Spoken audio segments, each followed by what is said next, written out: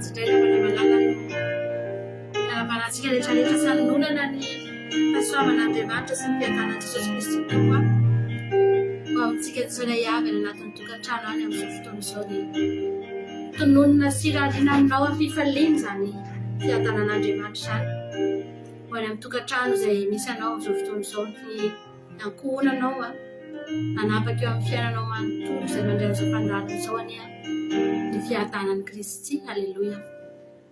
Ary ho an'Andriamanitra kosa ny voninahitra mandrakizay.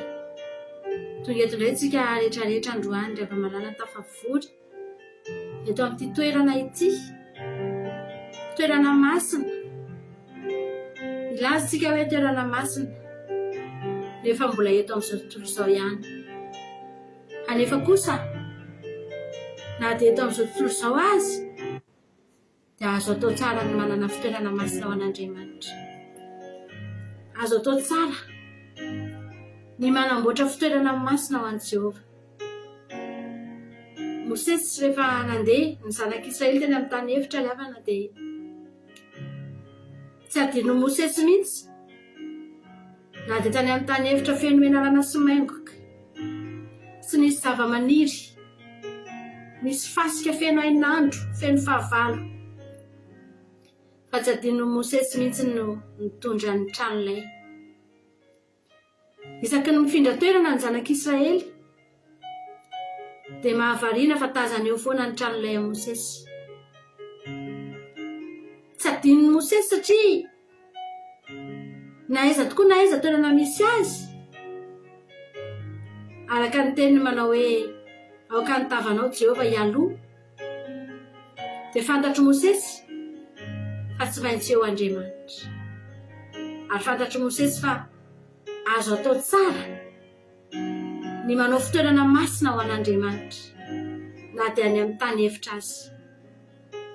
Eto amin'ny tany hevitra isika, eto amin'ity izao tontolo izao ity, andeha ataontsika hoe eto amin'ity fandaharana ity ny fitoerana masina. Eto na mialarantsika ny lay atsika, eto no ihainoantsika an'Andriamanitra, fa eto ihany koa no ihainoan'Andriamanitra atsika. Tsy azoko an-tsaina hoe taky ny ahoana no mety fiderany Mosesy an'Andriamanitra ao anatin'io tranolay io, isaky ny misy dingana vitany izy sy ny zanak'Israely, isaky ny misy fahavalo resiny izy sy ny zanak'Israely. Mandeha foana ny Mosesy sy ny zanak'Israely mamakivaky ny tany hevitra sy ny zavatra maro, fa mamelatra ny tranolay ny Mosesy ao aorianan'izany. Tsy fantatra taky ny ahoana no fisaoran'ny Mosesy an'Andriamanitra tamin'ny fomban'ny zanak'Israely. Isaky ny dingana anankiray, isaky ny fahavalo resy, isaky ny tanàna ny diavina. Halleloia. Mety mitodika foana Mosesy mijery ny zanak'Israely, jerena tsy misy rovotra ny akanjo, jerena tsy misy mivoto ny tongotra, nefa miara-mandeha eny, mandeha amin'ny tany mamay, eny amin'ny tany hevitra. Dia hozy izy Mosesy, amelatra ny tranolayako indray isaorako an'Andriamanitra noho ny amin'izany. Dia afana malala. Nandeha teny amin'izao tontolo izao eny tenytsika tamin'ny herinandro iny, tsy mivoto ny tongotrao, tsy tritra ny lambanao, mbola tonga eto ianao androany, satria notahiny ianao, satria niara nandeha taminao Andriamanitra, satria nombanao Andriamanitra, nampifaly anao Andriamanitra. Zahay manokana tato anatin'ny tokantrano tamin'ny herinandro iny dia tena feno fifaliana, tsy nisy afa-tsy fifaliana. Sy alleloia ikika, alleloia ny fiainanay. Ary tsy mba zavatra kely fa zavatra lehibe nataon'Andriamanitra. Androany indray izay amelatra ny tranolay anay eto, hidiranay ao anatin'izany tranolay izany, hanamboatra fitoerana masina ho an'i Jehovah. Izany ihany mba azontsika atao dia ataontsika lava. Tonga soa ianao hiarakitsika. Ny azo antoka dia misy andro rao any eo ambony eo, amin'ny fotoana eo Andriamanitra dia ny zanak'Israely rehetra mahatazana misy raha ho any eo ambonin'io tranon'ilay Mosesy io,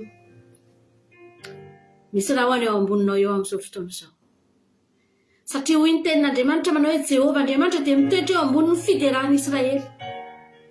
Nahoana moa Andriamanitra no tsy ho eo? Anefa ianao mitera azy.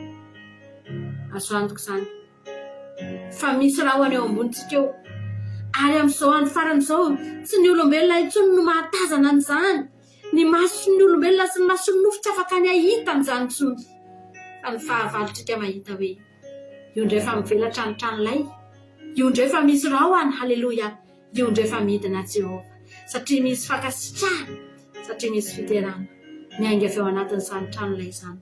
Halleloia, misaotra Jehovah-Andriamanitra.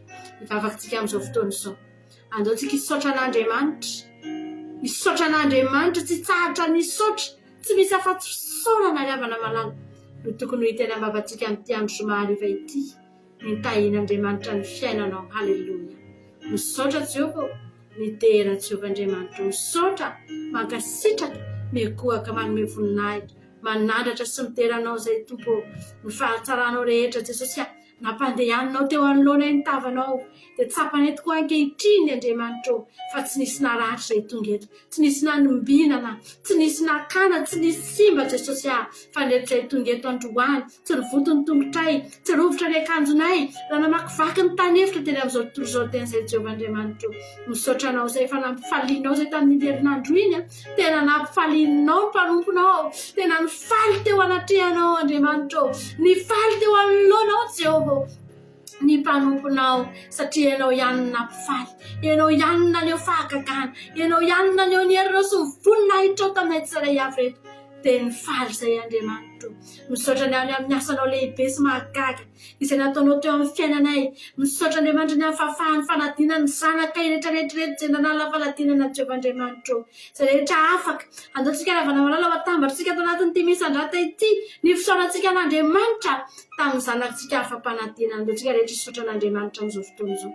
Misaotra anao izay Andriamanitra, afa-panadinana angeny zanakay, ianao angeny olaza Jehovah-Andriamanitra fa hanome sainanao dia notanterahanao ny teninao, ahatsakany sy andavany Jehovah, tsy nisy latsaka Andriamanitra fa notanterahanao ny teninao Jesosy, nanome saina ianao, nanome saina ianao fanamasonao, nomban'ireo zanakay ireo ianao nanivoaka naniditra, ary tsy tamin'ny fanadinana ihany fa matoy izy afa-panadinana, dia satria nombanao izy nandritry ny taona Jesosy, satria nombanao izy nandritry ny taona manontolo, niaraka tamin'ny foana ianao, nivoaka niditra, o Jesosy malalo, tsy nisaraka tamin'ireo zanakay ireo ianao, nomba azy ireo foana ianao, ary ramba ny teny taminay ianao hoe indro za momba nareo mandrakariva mba-nampatonga ny fataperana izao tontolo izao, dia tsy ho anay lehibe ihany izany fa nitanterahanao hatrany amin'ny zanakay, satria Andriamanitra mamaly ny taranaka fara-mandiby ianao.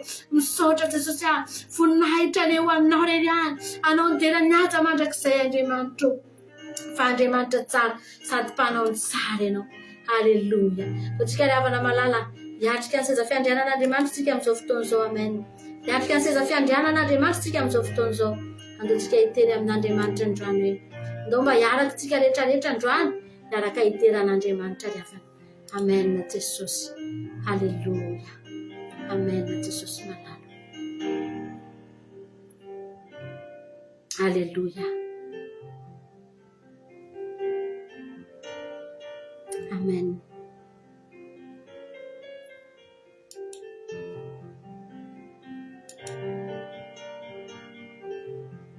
Ngalanao Jesosy.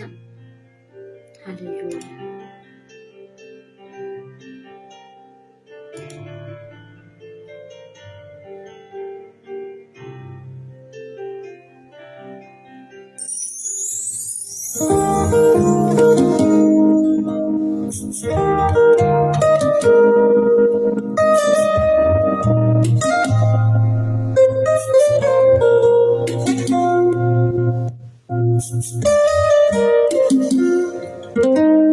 Min fifalina ny fiainako ny filerananao, tiako ny miteranao satria anao Andriamanitra, andresany devoly fahavaloko ny anaranao, Nuchanlatireta situejatonatiki Fem fifalina fonalefa iderana Fem fifalina fonalefa iderana Isama chacharechi ena kuyatsuku enarana Nifuka upanjesa mnyadao Unierina Sabaku fatsis fatiantkan fanukwanao Tikuni manukano sachianao Anjamani chu Manjisnya sarasini satanaku Jasuanao Manal sare shambanam lalana uchavitu Fem fifalina fona lefa manukwana Fem fifalina fona lefa manukwana Isava sashare chiena kuyatsuku enarana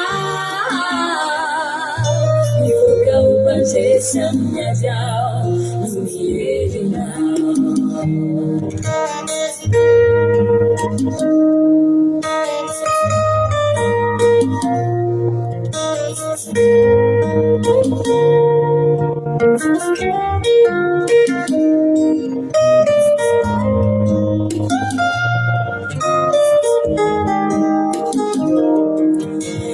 Min fifalina ni fiena considerakanao Ijunim derano sachianao Andamani jo Desinya sarasini satana kundasubanao Manuk shalirati shati twejatonatiku Fem fifalina fona olefa iderana Fem fifalina fona olefa iderana Nisama tacharichi ena kuyatsuku enarana Nifoka upanjesa mnyadao Unierina Tena fera nyawe Fifalina fona olefa Fifalina fona olefa manukwana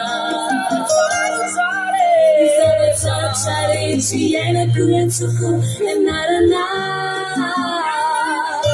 Nifoka upanjesa mnyadao Unierina Nifoka upanjesa mnyadao Unierina Nifoka upanjesa mnyadao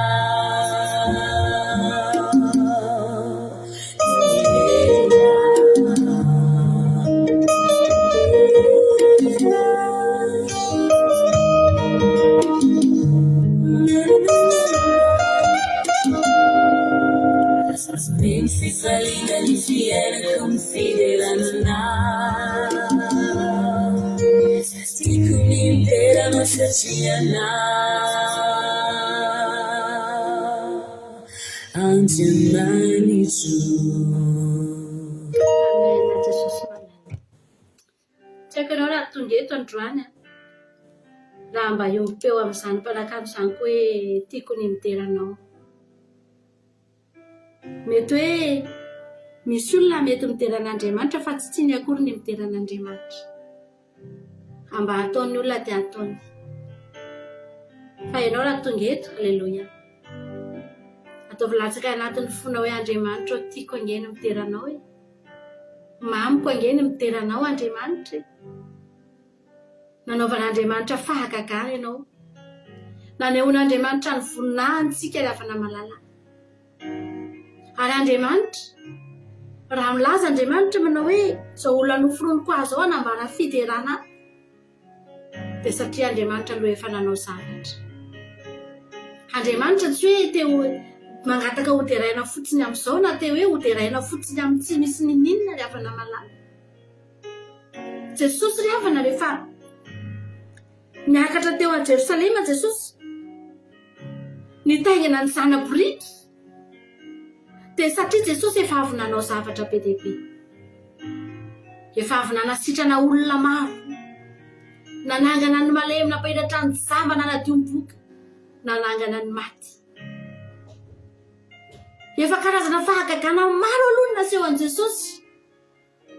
Izay izy vao naka zanaboriky niakatra nakeo a Jerosalema,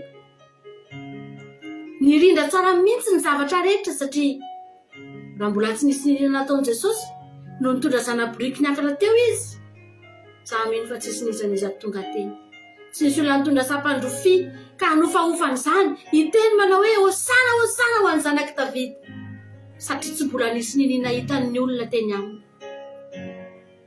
Andriamanitra raha miteny amintsika hoe izao olona noforoniko azy ao hanambara fiderana ahy, dia satria ry havana tsy maintsy efa nanaovan'Andriamanitra zavatra ny olona, ary tokony hanofaofa sampandrofia, tokony hahita zavatra hiderana azy. Amen. Na ny fahagagana nataon'Andriamanitra teo amin'ny fiainantsika tsy voatanisa angery hafana. Araka ny teniko anao teo hoe tahaka ny ahoana no mety fihetseham-pony Mosesy isaky ny mamelatra ny tranon'ilay iny andeha koa ka hideran'Andriamanitra, voatanisan'ny Mosesy ve ny zavatra rehetra nataon'Andriamanitra? Ry havana malala, izany natonga ny Mosesy nijanona tao foana satria nila niteran'Andriamanitra izy. Amen. Ianao ry havana, atianao hanatrika eo amin'ny tranon'ilay ianao foana ny rahona, ny fanatrihan'Andriamanitra, tsara ovy izay nataon'Andriamanitra taminao, ny fitiavany ianao, ny famonjeny ianao, ny soa nataony ianao, ny fahagagana nataony ianao, reny rehetrarehetra reny nataony reny mba hiteranao azy, ankalazanao ny anarany, hanomezanao voninahitra azy ry havana malala. Misy hira anankiray ity hira anankiray izay atolotra antsika rehetra, anisan'ny hira nahakasika ny fonay tamin'izany fotoana ela be 10 taona ny lasa, dia ataontsika izy androany anandratra an'Andriamanitra tsika, alleloia, amin'ity androany ity. Amen Jesosy, alleluia.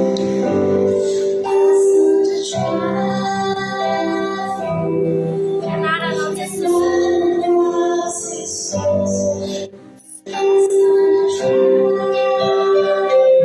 Kristy tompontsika,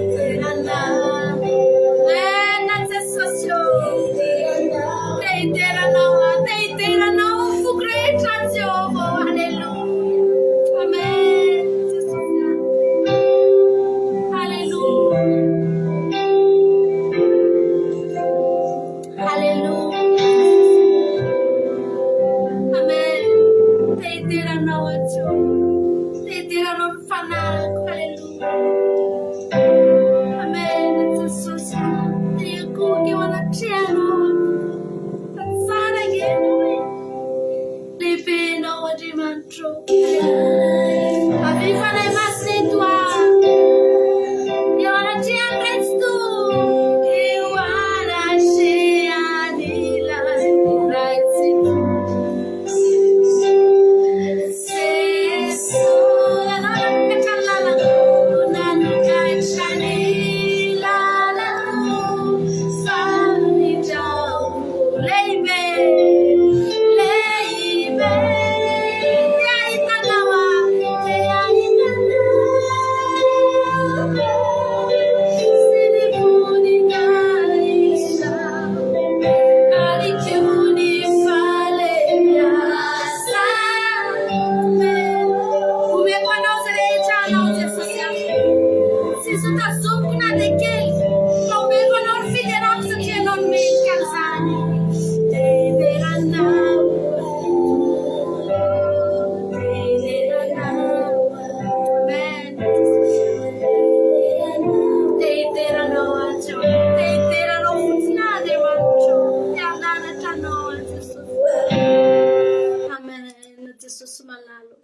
Tianandratrano fotsiny ny fanahiko Andriamanitro.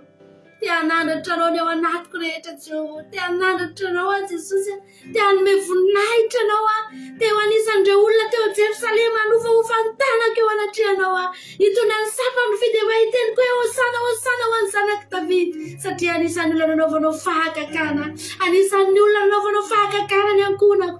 Anisan'ny olona tokony hideranao izay mianakavy. Anisan'ny olona tokony hanandratra ny anaranao amin'ny avo indrindra izay mianakavy Jesosy. Te hiderany anaranao mandrakizay alleluia. Tiana hohita izany voninahitrao zany Andriamanitro. Tiana hisanatra ny voninahitrao Andriamanitro.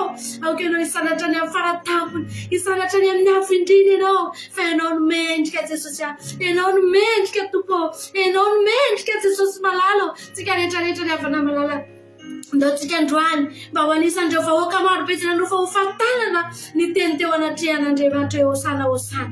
Ianao io koa anisan'izany ianao. Ataovy tahaka an'izany mihitsy ianao, tahaka ny mahita zana-borika ianao mandeha ho anoloanao velaro ny lambanao amin'izao fotoan'izao. Dia mitenena hoe hosana hosana ho an'ny zanak'i David. Fa mendrika an'izany ny Jesosy tsika ny avana malala. Mendrika hisandratra ny Jesosy tsika ny avana malala. Amen Jesosy. Tiana ianao Andriamanitro. Alleluia. Tsika nandratra an'Andriamanitra amin'izao fotoan'izao. Amin'ny alalan'ny Kristo ianao no hitanay Jesosy. Ianao no hitanay eto amin'ity fandarana misy andrata. Tsy mahita lalana izaliva afa-tsinao zay. Tsy mahita olo-kafa afa-tsinao zay. Tsy mahita olombelona zay mafalitanao e. Tsy mahita manam-pahefatry zay mafalitanao. Tsy mahita mpanjaka ty zao tontolo zao ty zay mafalita mpanjaka alleluia. Eo afovoany zao rehetra izao. Ianao no hitako. Ianao no hitako. Ianao no hitako e. Ianao no hitako.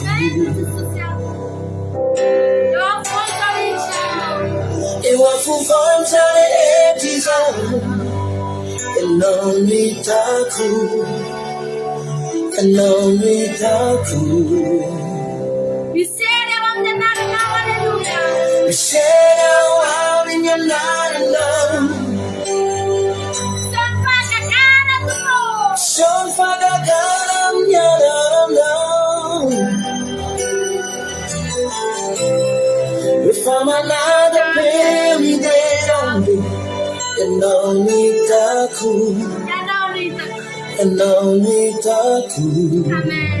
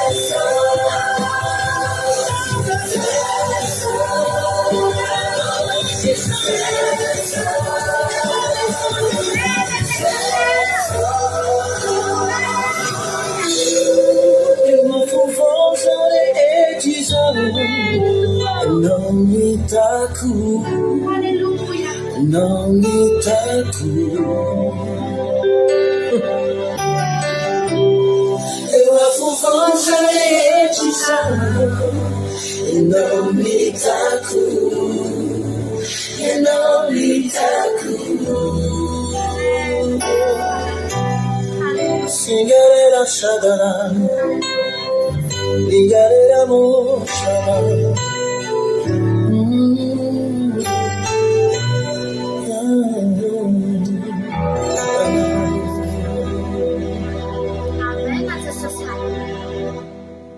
Amen, Jesosy malalo. Sangeravana ty fandaharany ty ngeravana malala. Natao izy ty ho hitan'ny olona ry havana fa nataoko izy ty ho anahako. Natao izy ty ho anay menakavy kely. Tsy mety amiko ny mangina, tsy mety aminay ny mangina. Fa zay tsy maintsy mideran'Andriamanitra zay. Natao ihany ty mba hanetanana ny olona hideran'Andriamanitra. Fa zay koa tena te hideran'Andriamanitra. Manodidina anao rehetrarehetra ngeravana eo afovoanin'izao rehetrarehetra zao iza no hitanao. Raha afa-panadinana ny zanakao iza no hitanao. Ny profesera ve? Iza? Ry havana malala. Fa Jesosy, raha tahin'Andriamanitra ny fiainanao, iza kay no hitanao. Raha salama ny ankohonanao, iza no hitanao. Milamina ny fiainanao sy ny tokantranonao, iza no hitanao. Ireo zavatra rehetra manodidina anao tsy ireo, iza no hitanao anatin'ireo. Ry havana malala, za manokana tsy mahita fa tsy Andriamanitra. Eo afovoan'izao zavatra rehetra iainako zao, tsy mahita ninninna afa-tsy Jehova. Tsy mahita ninninna ome amboninahitra ravana afa-tsy ny anaran'Andriamanitra rery any. Ary zany mahatonga raha eto mafana ny foko eto Jesosy aho. Tena hainao anatin'izao rehetrarehetra zao. Ninona zavatra hitako, ninona nampifaly aho, ninona nampitomboka ny foko tamin'ny herinandro iny. Tapitra indray ny tao-piasana Jesosy tahinao nandritry ny tao-piasana. Satria ianao no hitako, ianao no jereko, ianao no nomba, ianao no tatana anay menakavy, miaro anay rehetrarehetra ianao.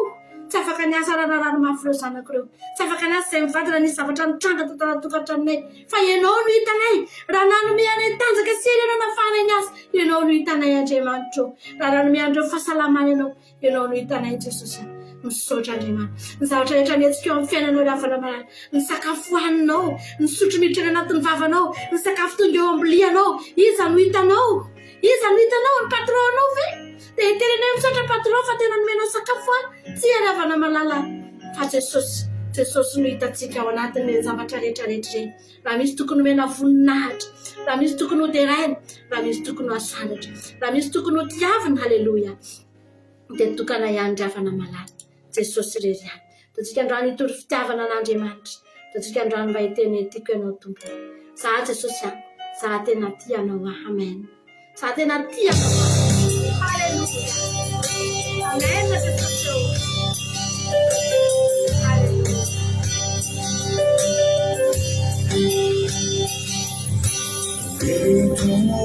sana tianao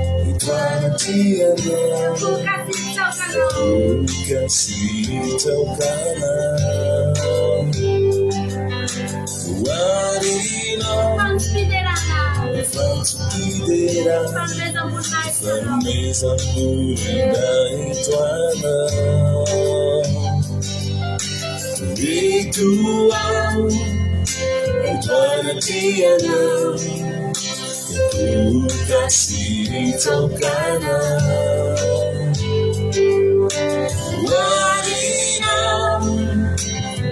Subidera, Franesa Molina Itana.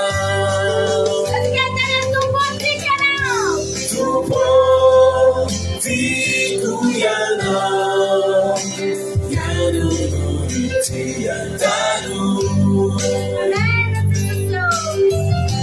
Tupo, Manikana.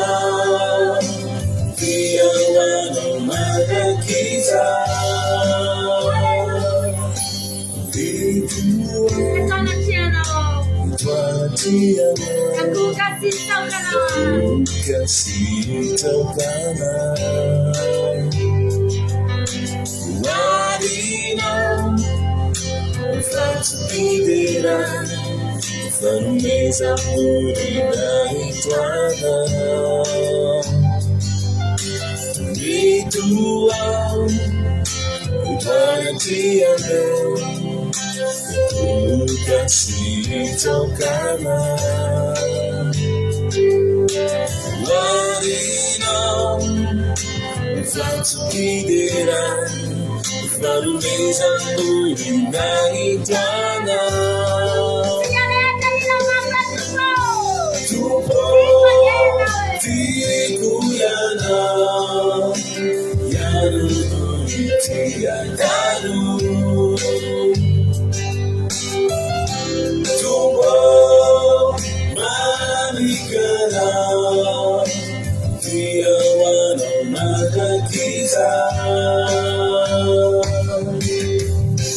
Tupo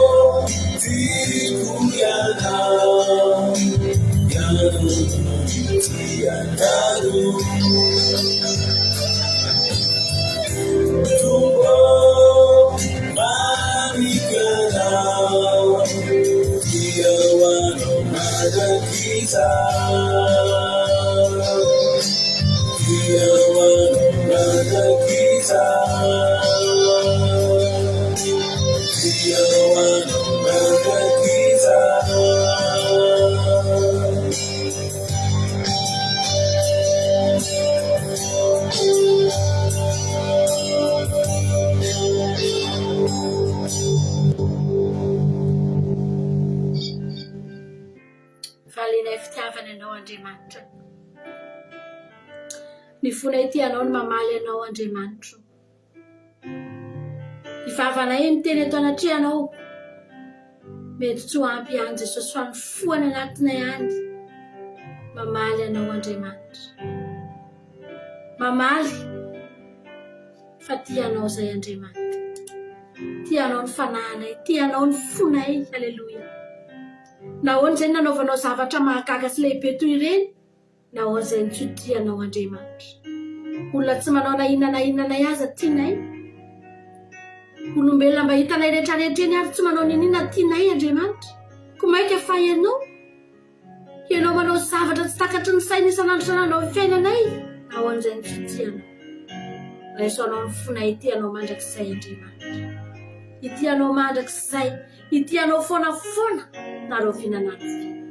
Misaotra anao ahy Jesosy. Misaotra anao izay amin'ny zavatra rehetra. Misaotra ny amin'ity fotoana androany ity. Nafahany aniarany tena sy nanome voninahitra anao.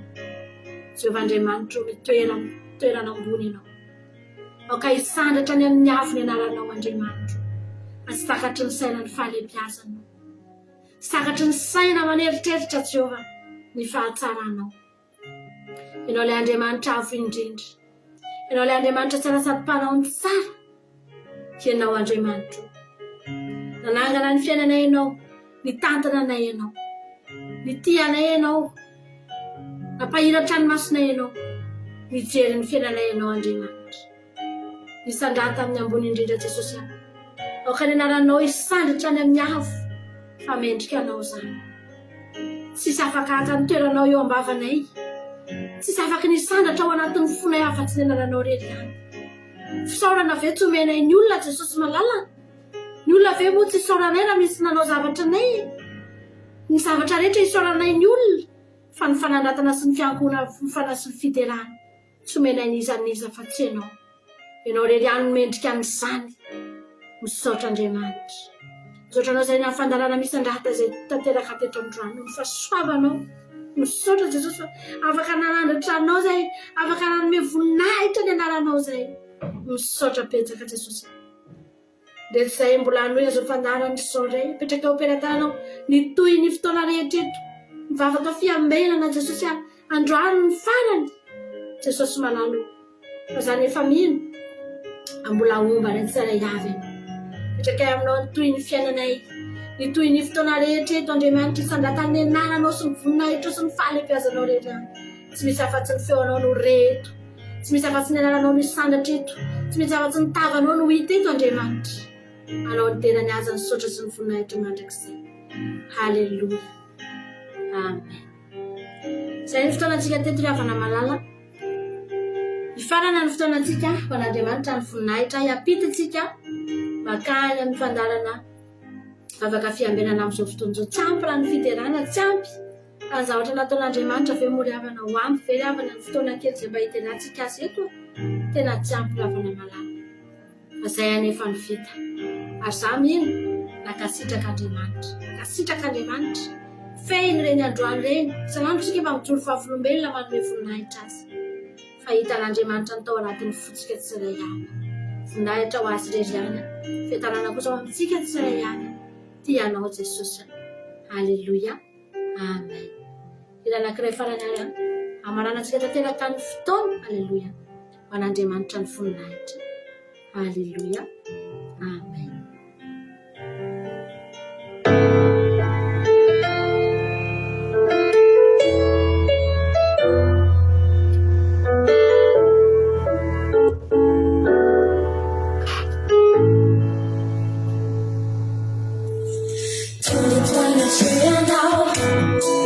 Sai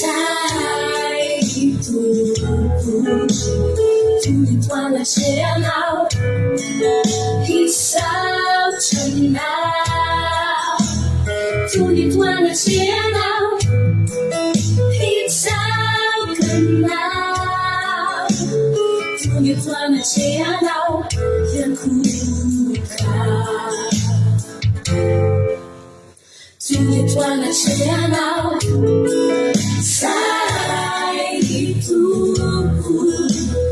Tulipoanashianao hisautanao Tulipoanashianao hisautanao Tulipoanashianao yakuka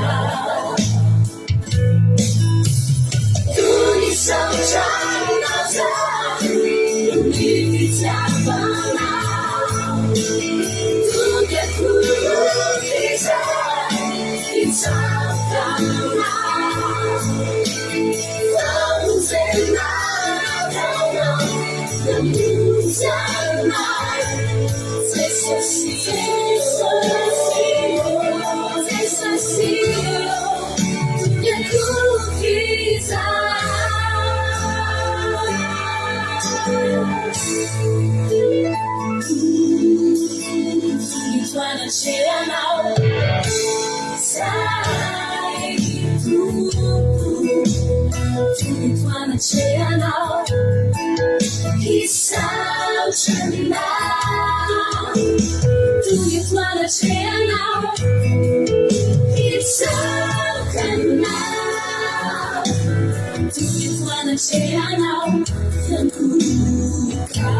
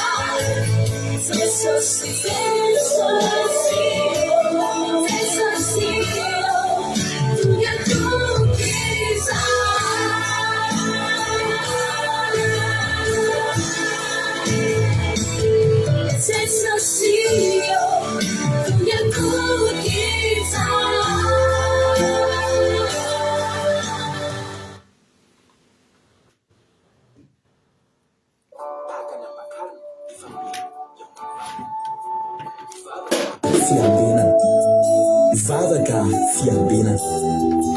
Arainao ny alasinainy hatramin'ny zoma isaky ny amin'ny sivy sasany alina eto amin'ny pejy Tandramboka izaho akirandreo.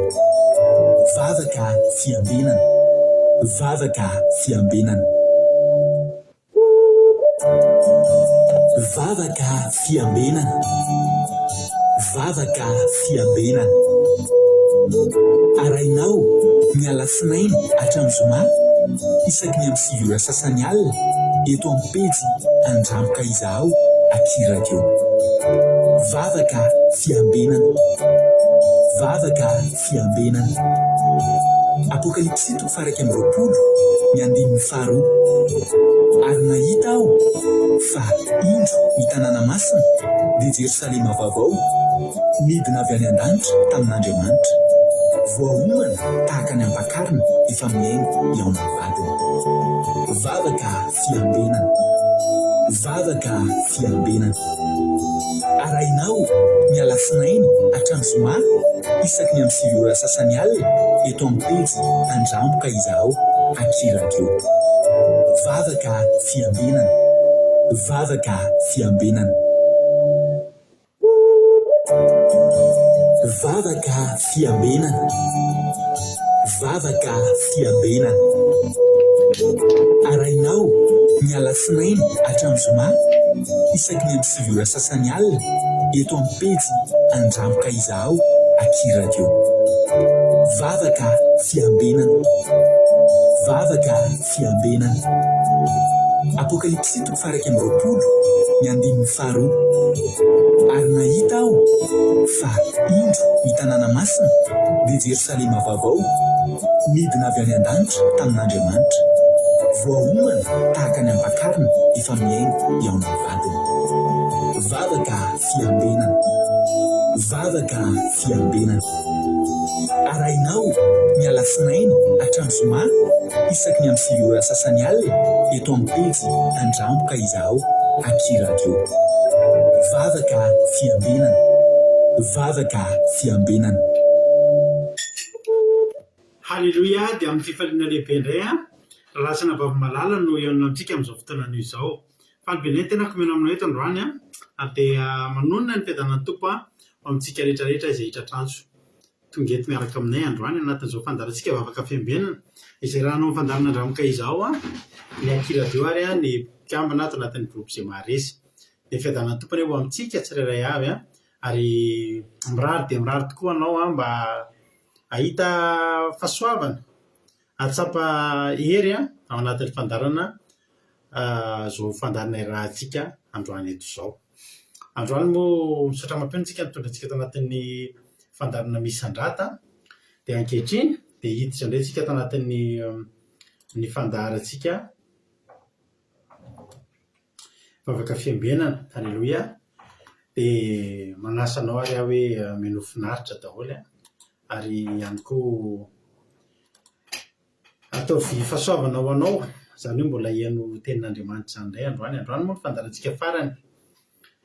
Tahin'ny tompo tsika rehetra, tahin'ny tompo raha hoe raha bakelinareo Angelina Diamant Chine, Erika Rak France, Jessica Patetier France, Lantina Boutinavol Liban, Côte Daniela Belgique, Côte Léonie Arabie Saoudite, Angelina Diamant Fabiola Zanakadapa Koweït, Angelina Rodriguez Arabie Saoudite, tonga soa isika menakavy dia maritatra amin'ny farany. Misaotra mampionona tsika eto anatin'izay vavaka mamy tonom-bavaka, ranom-bavaka sy fiderana dia hiditra amin'ny fandarana vavaka fiambenana ary tsika amin'izao fotoana izao. Halleluja. Mila zatra daholo tsika hivavaka, daholo tsika metraka ny fotoantsika ampilatan'Andriamanitra. Miraba tsika rehetrarehetra na vita n'iny herinandro iny indray dia matoky sy mino ary avana malala fa azo hery indray tsika amin'ity sabata fafinaretana ity. Miraba anao tratra n'ity andro sabata masina ity raha tonga eto ianao dia ararotina ny fotoana fa fotoana famangin'Andriamanitra izao, fotoana ifatoan'Andriamanitra amin'ny olona izao satria Andriamanitra koa dia mba mitsahatra ao an-danitra ao. Halleluja. Andao aloha tsika aloha ary hivavaka avy tsika miresadresaka sy mitohy manao ny fandarana fa andao aloha tsika hivavaka ametraka ny fotoana eo am-pelatanan'Andriamanitra dia avy eo tsika to dia hiditra amin'ny hira, dia hiditra amin'ny tenin'Andriamanitra, hiditra amin'ny fijona vavolombelona ihany koa. Androany lavalava kely ny fandarantsika satria faraparany androany afaka iray volana indray tsika misy ny fandarana vavaka fiambenana satria dia tsy maintsy araka ny mba ilain'ny vatantsika moa dia mba tsy maintsy misy somary fialan-tsasatra kely ilain'ny vatana sy ny saina izany dia na dia Jesosy ary nisy fotoana mba niala sasatra kely teo teny amoron-dranomasina teny an-tendrombohitra Oliva teny dia mba ilaina koa tsika miala sasatra kely satria za manokana aloha dia hitako hoe ilain'ny vatako ilay izy satria hitako hoe raha nahita nareo maly dia somary hita ihany hoe reradreraka ny fandarana maly isaorako an'Andriamanitra rehefa fa nomeny anahy ny hery sy mitanjaka vita soamatsara ka hita hoe ilay vatana efa mila fialan-tsasatra. Halleluja. Efa mila fialan-tsasatra kely dia mitsahatra izany ny fandarantsika androany ny farany dia afaka iray volana indray tsika mioneto ry havana malala. Andao aloha tsika ampiditra ny ranabavitsika Sylvie hivavaka metraka amin'ny fotoana ampilatan'Andriamanitra dia avy eo tsika mitohy amin'ny fandaram-potoana rehetra. Afinaritra fiarahantsika eto androany dia maharetatra amin'ny farany. Tahin'ny tompo ranabavy lasoloha. Tahin'ny tompo tany tomporana vavy Sylvia menanao avy hatralery ny fitenenana. Alléluia. Tahin tompo pastera dia manona fedanan'ny tompo amintsika rehetra izay manaraka vavaka fiambenana amin'izao alina izao. Mbola hiaray vavaka ary sika ny mboantsika amin'ny fotoana. Jesosy malalo mbola misaotra anao izay satria mbola nirovanao ny tantananao nandritra ny tontolo andronay mbola natrato izao alina mangina izao. Fantatray Jesosy malalo fa tsy ny herinay na ny tanjaka fa noho ny fitiavanao anay. Raha nisy zavatra nataonay tsy nifanaraka tamin'ny sitraponao Jesosy malalo, ifonanay eto anatrehanao izany, mamindrafo aminay, mamelany helokay, diovo amin'ny ranao izahay, diovo ny fofana sy ny sainay. Aoka ny ranao Jesosy ikorina aminay, ary ninona asan'ny devoly izay mitady handroboka ny fiainanay, fanahinay dia didinay tsy hanan-keritra anampahefana izany, ny ranao mikorina aminay Jesosy. Ary ankehitriny Jesosy malalo, raha ian'ny teninao mitondrainao ny mpanomponao izay Jesosy malalo, aoka iraikitra amponay tsirairay avy izany tenao izany, ary hampitombo ny ara-panahinay koa izany teninao masina izany, ary ny mpanomponao itoro izany sy hamelabelatra izany Jesosy malalo tendreny lelany, aoka ianao Jesosy malalo hanome fahalalana ho an'izy ireo Jesosy, hampitombo ny herin'izy ireo mba afahan'izy ireo hampita bebe kokoa izany afatrao izany aminay tsirairay avy. Arovy koa Jesosy malalo ny koneksionay mba tsy ho tapatapa, mba tsy hanjaka ny asan'ny devoly, ary didinay koa izany devoly izany mba tsy hikitikidika ny koneksionay, dorany amin'ny afo ny fanahy masina ny fanavikorontanana rehetra. Ary ny namanay izay any an-dalana koa Jesosy malalo maniry hanatrika izao vavaka izao, ianao Jesosy malalo hanafaingana ny dieny mba ho tonga soamantsara. Ary izany vavaka izany tompo malalo sandratra eo anatrehanao, misaotra raha eo, aleluia, amen.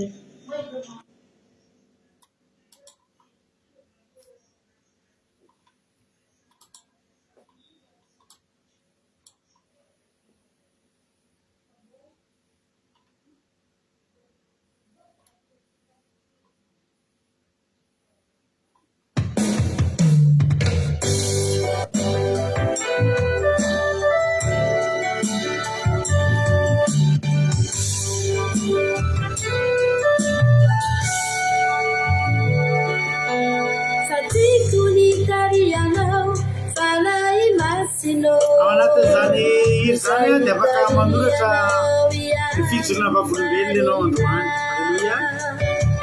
Afaka manoratra ianao iny ny zavatra nataon'Andriamanitra tamin'ny fiainanao tonga dia izay ny hanomboantsika ny fandarana ohatran'izay hira izay. Hay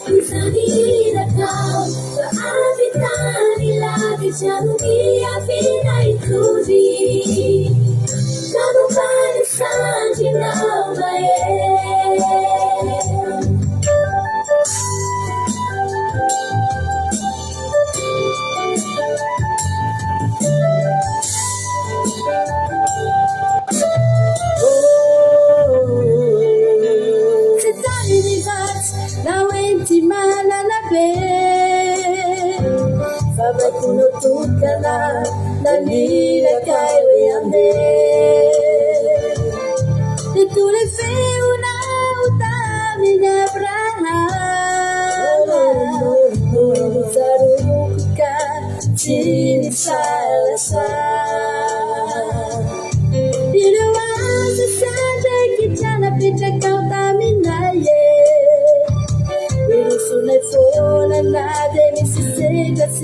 data Fatini Sajani Juni Famuyaseku Falana Malai Tupunias Numaya Fire Kaisau Katsara Tsara Zerova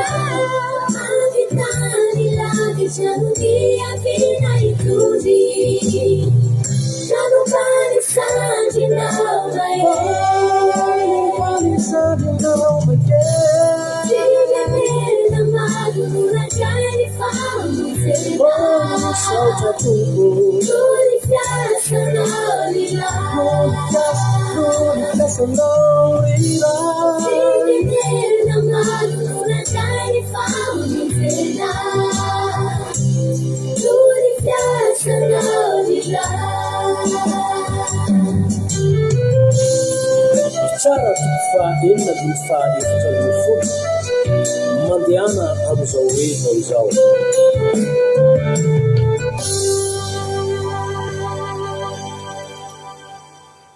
Halleluia. Zay ny hira fanevantsika ho anareo izay mbola tsy mahalala dia izany ny hira fanevantsika eto amin'ny fandarana andramoka izao. Halleluia. Dia misaotra an'Andriamanitra satria dia mbola izany tokoa no tena marina hoe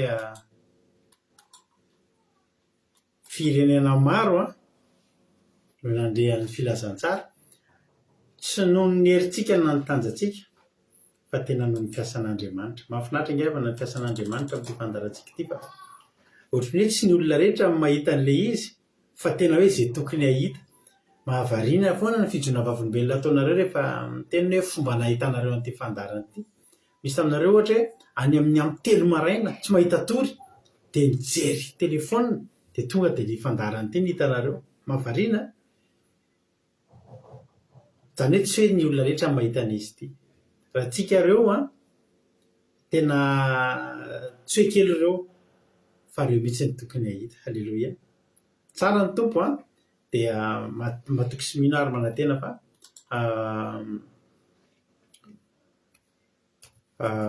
mbola hoeto foana tsika hifankahita eto tsika ny amin'ny andro sisa rehetra ao aorianao. Aza mbola miala fa mbola kely izay hitanao izay raha ny momba an'Andriamanitra mbola tsy ampy ampahafiriny akory dia maharetatra amin'ny farany daholo. Isika joro vavolombelona ary ny fijona vavolombelona isika androany isika ndre hira vitsivitsy maromaro atsiarovana ny fandarantsika eto dia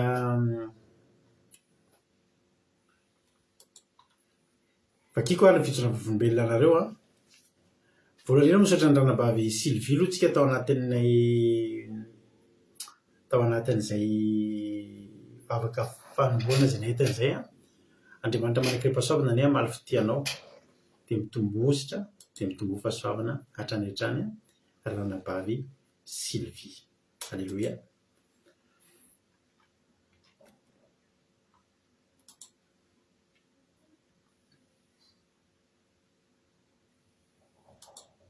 Halleluia. Ny nanoatra voalohany moa dia ranabavy Kodaniela. Halleluia. Ranabavy Kodaniela. Rehefa ranabavy Kodaniela nanoatra izao ny teneniny halleluia. Misaotra an'Andriamanitra mbola nomeny hery sy tanjaka sady mbola narovana izay menakavy nandritra ny herinandro dia voninahitra n'Andriamanitra reny ihany. Halleluia. Amen. Hoy izy mary izao hoe misaotra sy mideranao Jehovah malala fa mbola nomenao tombonandro sy hery ary narovanao nandritra ny anemana izay menakavy ary tsy nandre loza ihany koa tany amin'ny fianakaviana noho ny famindraponao teo anao irery ny voninahitra. Amen. Tena marina izany.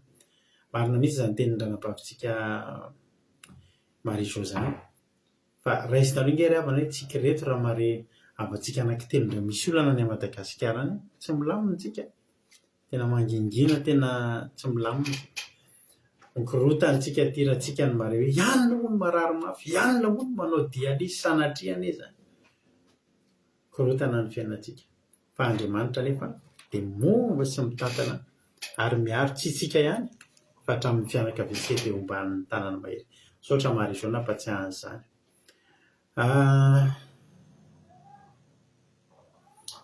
Erika Rak saotra ny Sylvie izy ozy izy lina hoe alleloia misaotran'Andriamanitra lehibe ozy izy lina fa dia nilamy ny asa namarina teny aman'ity mankasitraka azy lehibe hatrany tamin'izay rehetra natao taminay hatramin'izay nanarahana azy izay fa marobe ny fiovana tamin'ny fiainanay eny mianaka tena tsara loatra ianao Jehova ka mendrika anao rery ny dera sy ny laza ary mifinaritra mandrakizay halleloia amen ndre mahafinaritra be loatra zany halleloia ozy izy tojo hoe halleloia isaorako an' Jesosy fa tena tanteraka tamiko le toriteny maliny fa nandefa kitana anankitelo izy androany tena vavaka maika be zany satria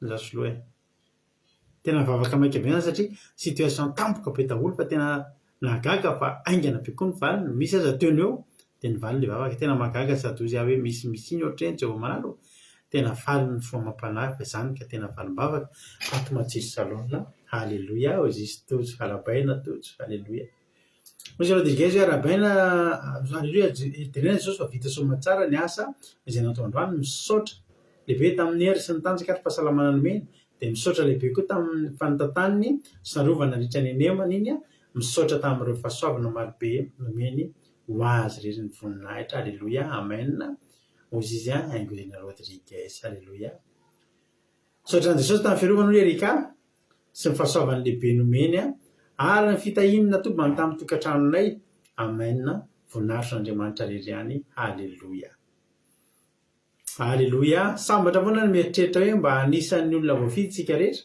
tsy ho takatry ny saina ny fivitianan'i Jehova tsika rehetra halleloia amen marina zany lina marina zany tsara Jehova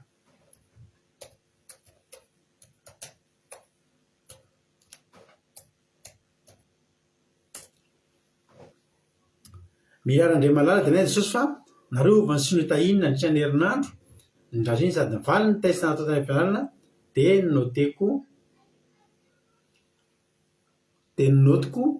no ambony indrindra taminay dia raina Jesosy halleloia note miry aho ny ambony indrindra dia raina Jesosy félicitation tena mahafinaritra zany tena tongava amin'ny ambony indrindra ianao nahavahan'Andriamanitra indray ny zanany mahafinaritra tsara Jesosy halleloia mahafinaritra be mihitsy zany lina dia tahin'ny tompo ane lina dia mahireza foana dia tongava amin'ny ambony indrindra amin'ny asa ny fianarana izay ataonao Andriamanitra ombanao hatrany hatrany halleloia tsara kosa zany félicitation arabaina halleloia ozy izy Jesosy mpandresy hoe mankasitraka indrindra mbola nisaotra andranazana zo Sylvie izy tsiry amboaramiel mankasitraka ny mpandray anjara izy saotra azy dia raina Jesosy izay raina Andriamanitra fa vita somatsara ny asa androany sady tafody somatsara atao trano ary mijery fandarana ozy izy ranampavintsika marina tiana amen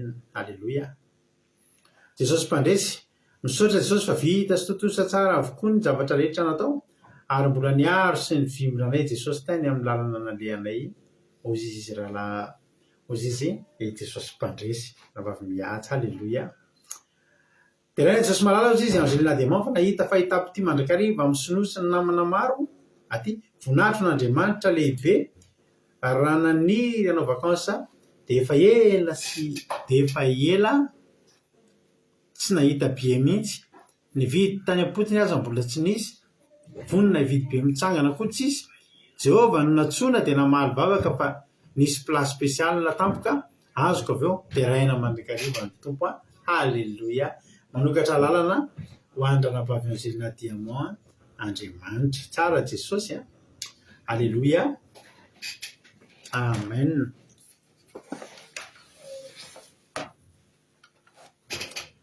Alleloia. Izy koa manoatra ao sotran'Andriamanitra rely ihany fa nomeny tombonandro dia nomeny fitahiana maro dia navahany tamin'ny maro ozy izy hitody rahony soa. Halleloia. Amen.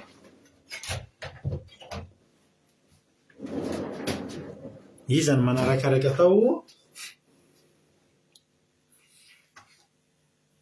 ozy izy bahery tsy zavavy misaotra an'Andriamanitra feno fifaniana sy fahasalamana izay menakavy ary misaotra anareo nytondram-bavaka afa-panadinana BBC ny zanako Jony dia raina Jesosy ho azo voninahitra. Halleloia. Amen. Nahita fity tamin'ny mpampiasa koa anatin'ny misandrata teo na azo kiraro maromaro ho an'Andriamanitra ny voninahitra. Halleloia. Amen. Arabaina bahery tany zanakao tongava amin'ny ambony indrindra ho lasa olona ambony tena ho tapahaizana. Amen. Dia raha Jesosy malala ozy izy raha nabavy someva fa vita soma tsara ny journée dia mpakita taminao sady mbola nahazo cadeau ary mahazo cadeau foana raha bavy someva tsara anao Jehovah ray malala vita koa ny enemana hiditra sapata-pafinaretana. Alleluia. Amen. Alleluia. Ozy izy koa daleonie. Alleluia. Misaotra n'Andriamanitra vita soma tsara ny azako androany lamina tsara ny tontolo andro misaotra ny Jesosy mbola nomenao hery sy tanjaka. Alleluia. Amen.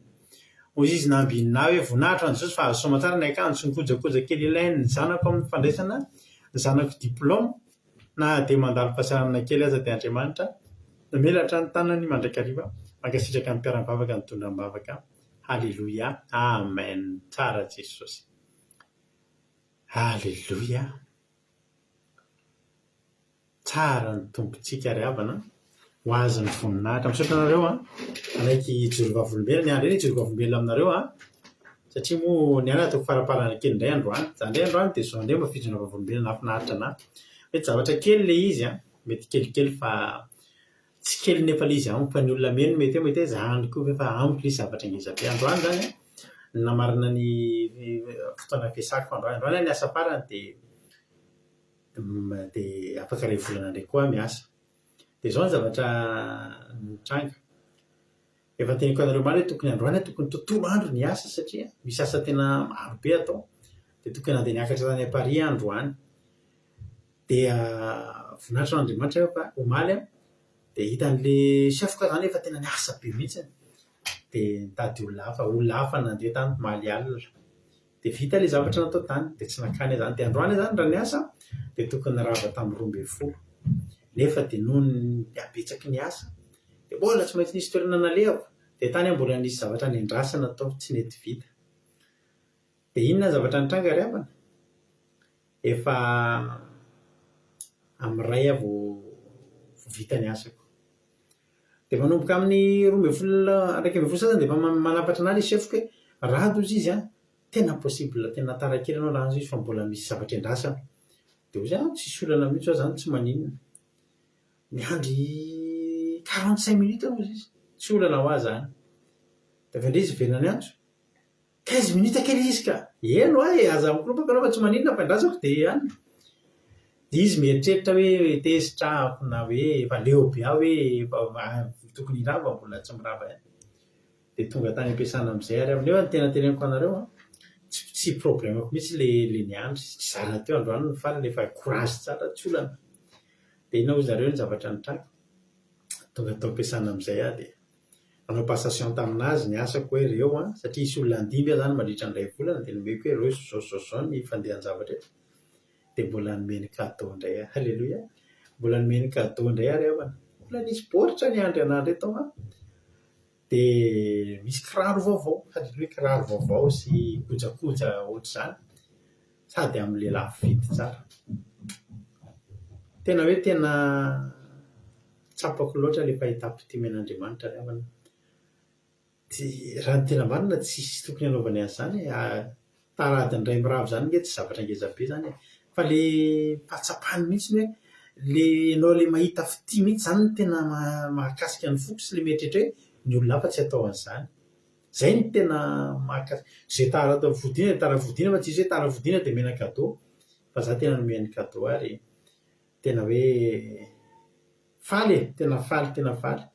Ekeko hoe tsy zavatra mora vidy loatra ny nomena ary mba zavatra tsara koa fa le fihetsika sy le fahitam-pity mihitsy ny tena mahakasika hoe misaotra Andriamanitra fa tena tsara eo teny mery cadeau ndray lasa aloha vivona nefa za de efa nanetrehitra mihitsy tena efa hividy basket ndray hoa za fa aika tsy mila mividy efa tonga de misy cadeau ny andry namody tara kely mirava fotsiny de efa zany ny anahy tiravana tara de efa nomezana valopity ho an'Andriamanitra ny voninahitra zay mba nataon'Andriamanitra tampoka androany tahiny tompontsika rehetrarehetra hoy izy tia niara-kotany zaka hoe misaotra an' Jesosy fa tonga sao mahatsara atao trano daholo zay rehetra na ny lavitra na ny avy akaiky misaotra an' Jesosy noho ny herinandro feny fitahina fahasoavana fifaliana misaotra Jesosy malala ihany koa noho ny sakafo rivotra vola tafo ny trano tsy may tsisy marary misaotra alleloia Jesosy malala tsara koa zany tsy may ny trano mahafinaritra hoy izy iama hoe voninahitro n'Andriamanitra iray ihany fa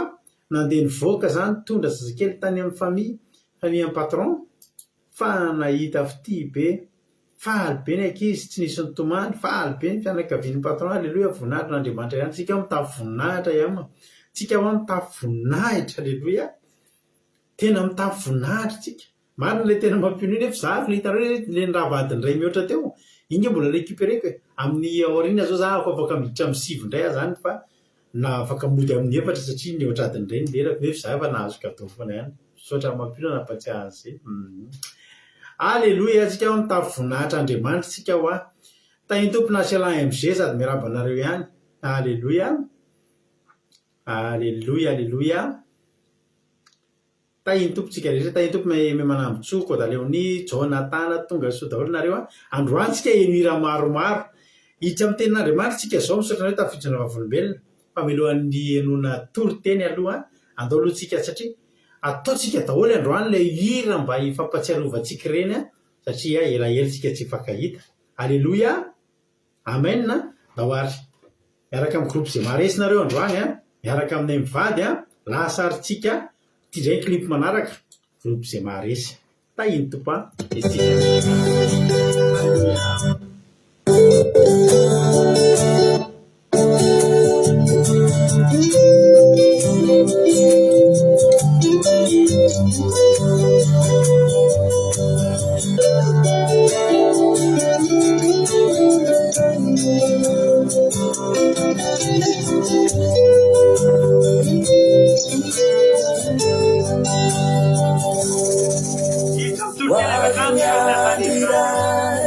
Isukacani lanite Zosianao lenyatika Efansika kurevoar Efaumina tewane Unififaliame Ilatuyanao Irafideranabe Wavinyangirai Isukacani lanite Zosianao lanyatika Efansika kurevoar Efaumina tewane Unififaliame Ilatuyanao Irafideranabe Inunawine Lembande futsangani Inunawine Lebe futyamanani Inunawine Lalexteranuyami Efaurinate Veramastela Sofiada Evangelana Nikis Nurizai Niselana Asunau Lenaradis Jesus Elefanekena Evangelana Nikis Nitula Satsmunina Yasa Pena Satsunyao Tipanupsa Nesiane Nadame Pena Satsunyao Tipanupsa Nesiane Nadame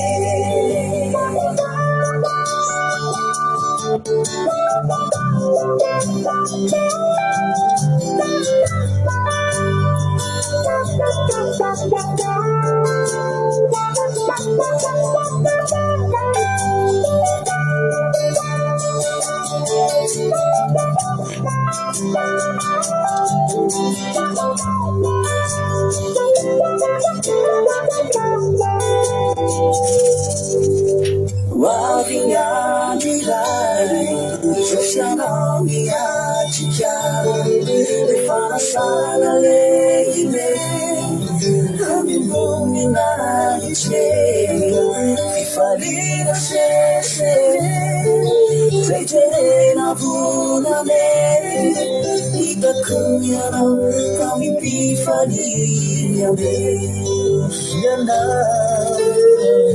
Inanawinge Lepandefchanyani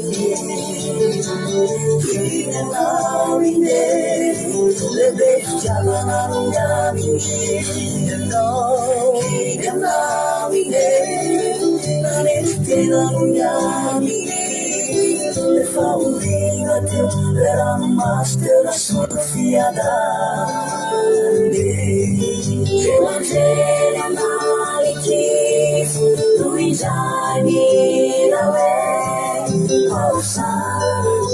Osana Vunilaise Onade Malika Leibe Evangelia Malikis Luizani Nana Bewe Fiadanane Fifalina Bewana Osemandese Fiadanane Fifalina Bewana Osemandese Evangelia Malikis Nuitani Yawe Osana Vunilaite Manade Manita Leibe Evangelia Malikis Nuitani Manata Bewe Fiadanane Fifalina Bewana Osemandese Fiadanane Fifalina Bewana Osemandese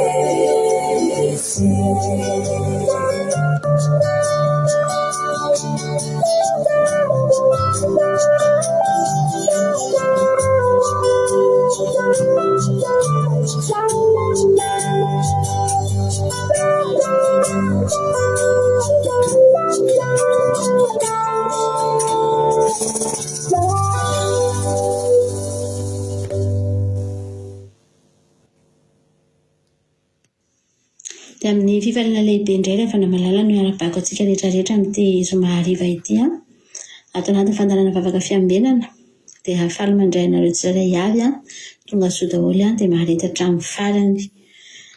Resiko fahasoavana ho any hitondra ten'Andriamanitra indray androany hifampahirizantsika ato anatin'ny fandarana farany moa tsika amin'ny vavaka fiambenana aorianan'ity androany ity dia ahakavaka ansakely tsika mandritra ny iray volana. Ary dia izany mihitsy ny fampahirizantsika androany mba hery daholo ny antsika rehetrarehetra. Aleloia. Ary ny vatantsika no makaina fa ny fanahintsika kosa dia ao amin'Andriamanitra mandrakariva. Faly be ny tenako androany hitondra ten'Andriamanitra ho antsika tsirairay avy dia ao amin'ny Josoa no vakiantsika androany. Bokin'ny Josoa toko 420 no vakiantsika manontolo izy io fa tapatapahantsika eny antsefatsefany moa fa vakiantsika manomboka any amin'ny 1 ka hatrany amin'ny 720 manontolo vakiantsika avokoa. Ny soramandry dia mivaky toy izao manao hoe Josoa toko 420. Ny teny farany nataon'i Josoa tamin'ny olona sy ny nanaovan'ny olona fanekena mafy fa tsy hiala amin'Andriamanitra. Teny farany satria ho faty Josoa. Ary ny mpanompon'Andriamanitra ato anaty Baiboly rehefa namalala rehefa ho faty dia manafatrafatra foana. Ny tena fanahin'ny mpanompon'Andriamanitra rehefa ho faty ohatran'izao izy dia tsy no alehan'ny fanahiny. Efa fantany no alehan'ny fanahiny. Ary Paoly apôstôly aza dia nilaza hoe fahafatesana no azahoako tombony satria fantany fa hoy ny ten'Andriamanitra hoe hitsahatra amin'izay sasarany izy ary ny asany manaraka azy. Fifaliana ho an'ny olona manompo an'Andriamanitra ny maty fa ny fanahiana amin'ny mpanompon'Andriamanitra rehefa namalala ka mahatonga ny mpanompon'Andriamanitra tena mandra-pahatonga ny ora farany izay fotoana farany tsy ahafahana miteny intsony dia manafatrafatra foana aloha izy. I Paoly dia nanafatra ny Tito sy ry Timoty tamin'ny zavatra rehetra izay tokony ho nitenenina dia nitenenina daholo taloha nahafatesany, satria ohatrany misy fanahiana izany any anaty hoe tsy ho eo intsony anahoana ireto olona ireto, indrindra fa ny olona izay no tarihana, ny olona izay nanaovana asa, nikelezana aina, tsy nitandrona sasalana, ny esan'andro aman'alina. Dia ireny olona ireny no tena mahatonga ny mpanompon'Andriamanitra manana fanahiana, ary nahatonga an'i Jesosy mihitsy nivavaka manokana ho an'ny mpianatra rehefa ho faty Jesosy hoe tehirizo ireo Andriamanitra, satria mba tsy na dia tsy eo aza Jesosy dia mba tsy hiova ny mpianatra. Fa eto Josoa dia tahaka an'izany ihany koa, manafatra koa Josoa satria ho faty izy, dia misy fanahiana ny anatiny any, tahaka ny hoe nisy olona anankiray izany teo, tahaka ny hoe nisy jiro anankiray izany teo nazava-be teo foana dia ho faty ny jiro iny.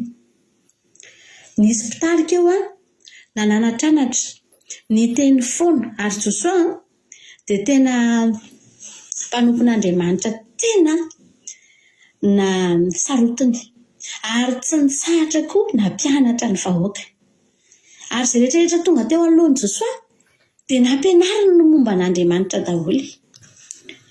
Tsy nanavahan'i Josoa nizaniza mihitsy rafana ny fampianarana ny olona mahakasika an'Andriamanitra. Raha tsy hijery fotsiny tsika ohatra, tsy hijerentsika vetivety afaka vakianareo raha tsy afaka mamaky baiboly nareo tsy manina fa vakiako. Josoa ohatra toko fahavalo azafady, Josoa toko fahavalo dia 4:7 sy 5:30. Josoa toko fahavalo 4:7 sy 5:30 dia milaza toy izao manao hoe ary rehefa afaka izany dia namaky ny teny lalàna rehetra izy dia ny fitahiana sy ny fanozonana araka izay rehetra voasoratra teo amin'ny bokin'ny lalàna. Tsy nisy teny tamin'izay rehetra nandidian'i Mosesy izay tsy novakian'i Josoa teo anatrehan'ny fiangonana dia ny Israely rehetra mba amin'ny vehivavy sy ny ankizy madinika ary ny vahiny izay teo aminy. Io vahiny io moa izany dia nisy olona hafa firenena teo efa tao ry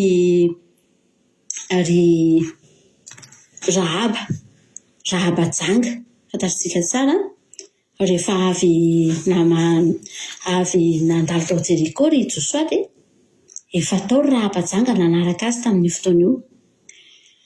Ireny izany dia anisan'ny olona vahiny, tsy zanak'Israely, fa tsy nisorona Josoa ary nananatra ny olona, namerina ny olona foana. Tena asan'i Josoa tena ngeza ry afana izany tao anaty baiboly, ary nataony tsy nitandrony asa sarany. Fa eto dia tonga ny fotoana ho faty amin'izay Josoa. Tsy nalain'Andriamanitra fotsiny tamin'izao nefa izy raha tsy efa navita aloha nanafatrafatra farany ny zanak'Israely. Vakitsika amin'izay ny tenin'Andriamanitra. Josoa toko 4:20 andininy voalohany anomboka hamakitsika. Ny anaran'i Jesosy manao hoe ary Josoa nanangona ny firenen'i Israely rehetra tany Sekema ka niantso ny lolon'i Israely sy ny lehibeny sy ny mpitsara azy ary mpifehy azy, ka dia niara-niseho teo anatrehan'Andriamanitra izy ireo.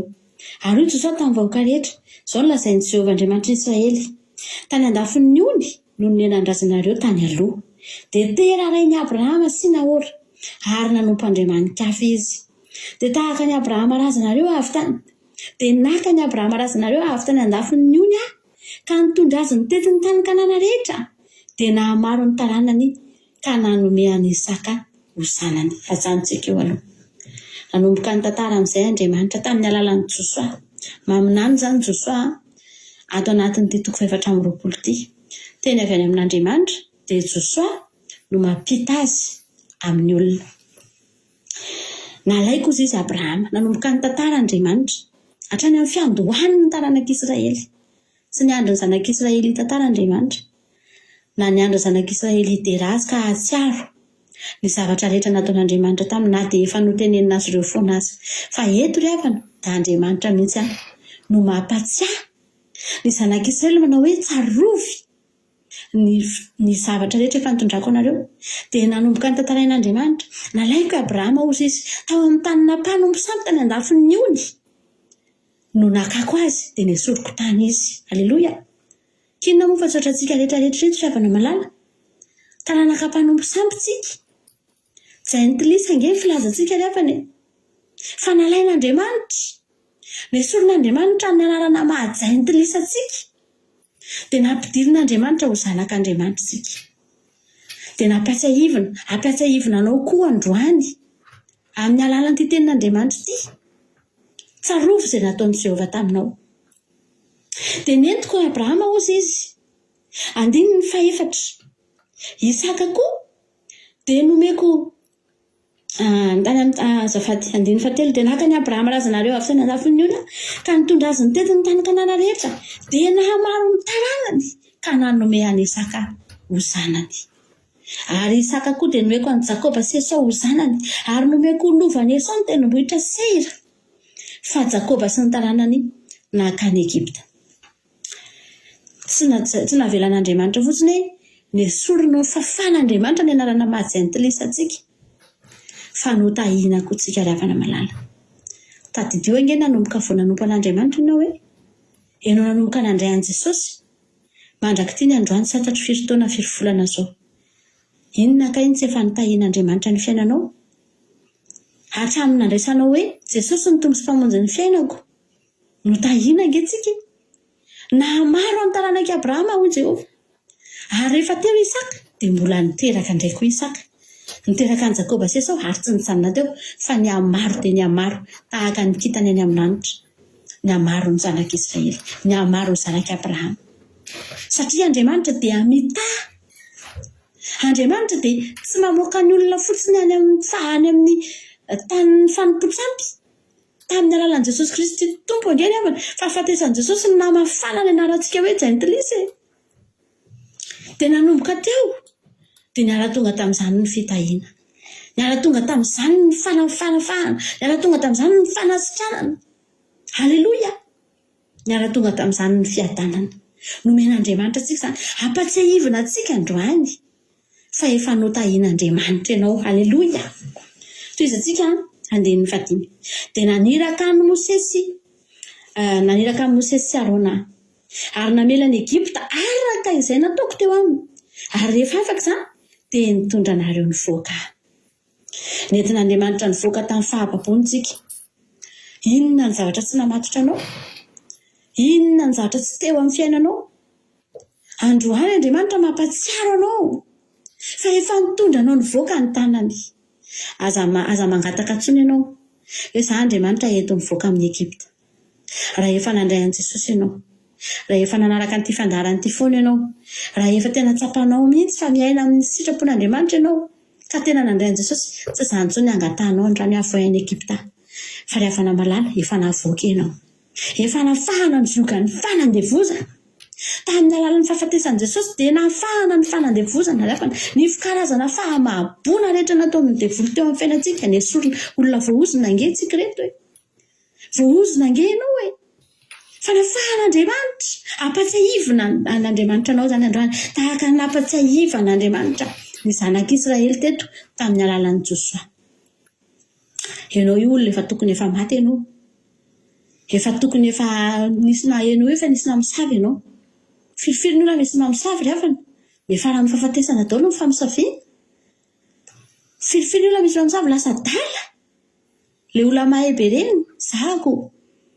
Nisy fotoana tena nieritreritra an'izany mihitsy Jesosy mahita andreto zanako rehetra izany dia nisaorako an'Andriamanitra hoe mamiratra amin'ny fianarana voninahitra ho an'i Jesosy fa ozy Jesosy any izao raha tany Madagasikara io alatsiny fa misy olona mihitsy any tena te hamosavy satria ny olona angerevana mialina ary ny felonana dia miteraka faharatsitoetra, miteraka famonoana dia misy olona mihitsy tena te hamosavy. Ianao io efa nisy namosavy fa sady tsy lasa darainao ny tsy maty satria nafahan'Andriamanitra tamin'ny zioga ianao, nesorina ny fahambabona rehetra nahazo anao.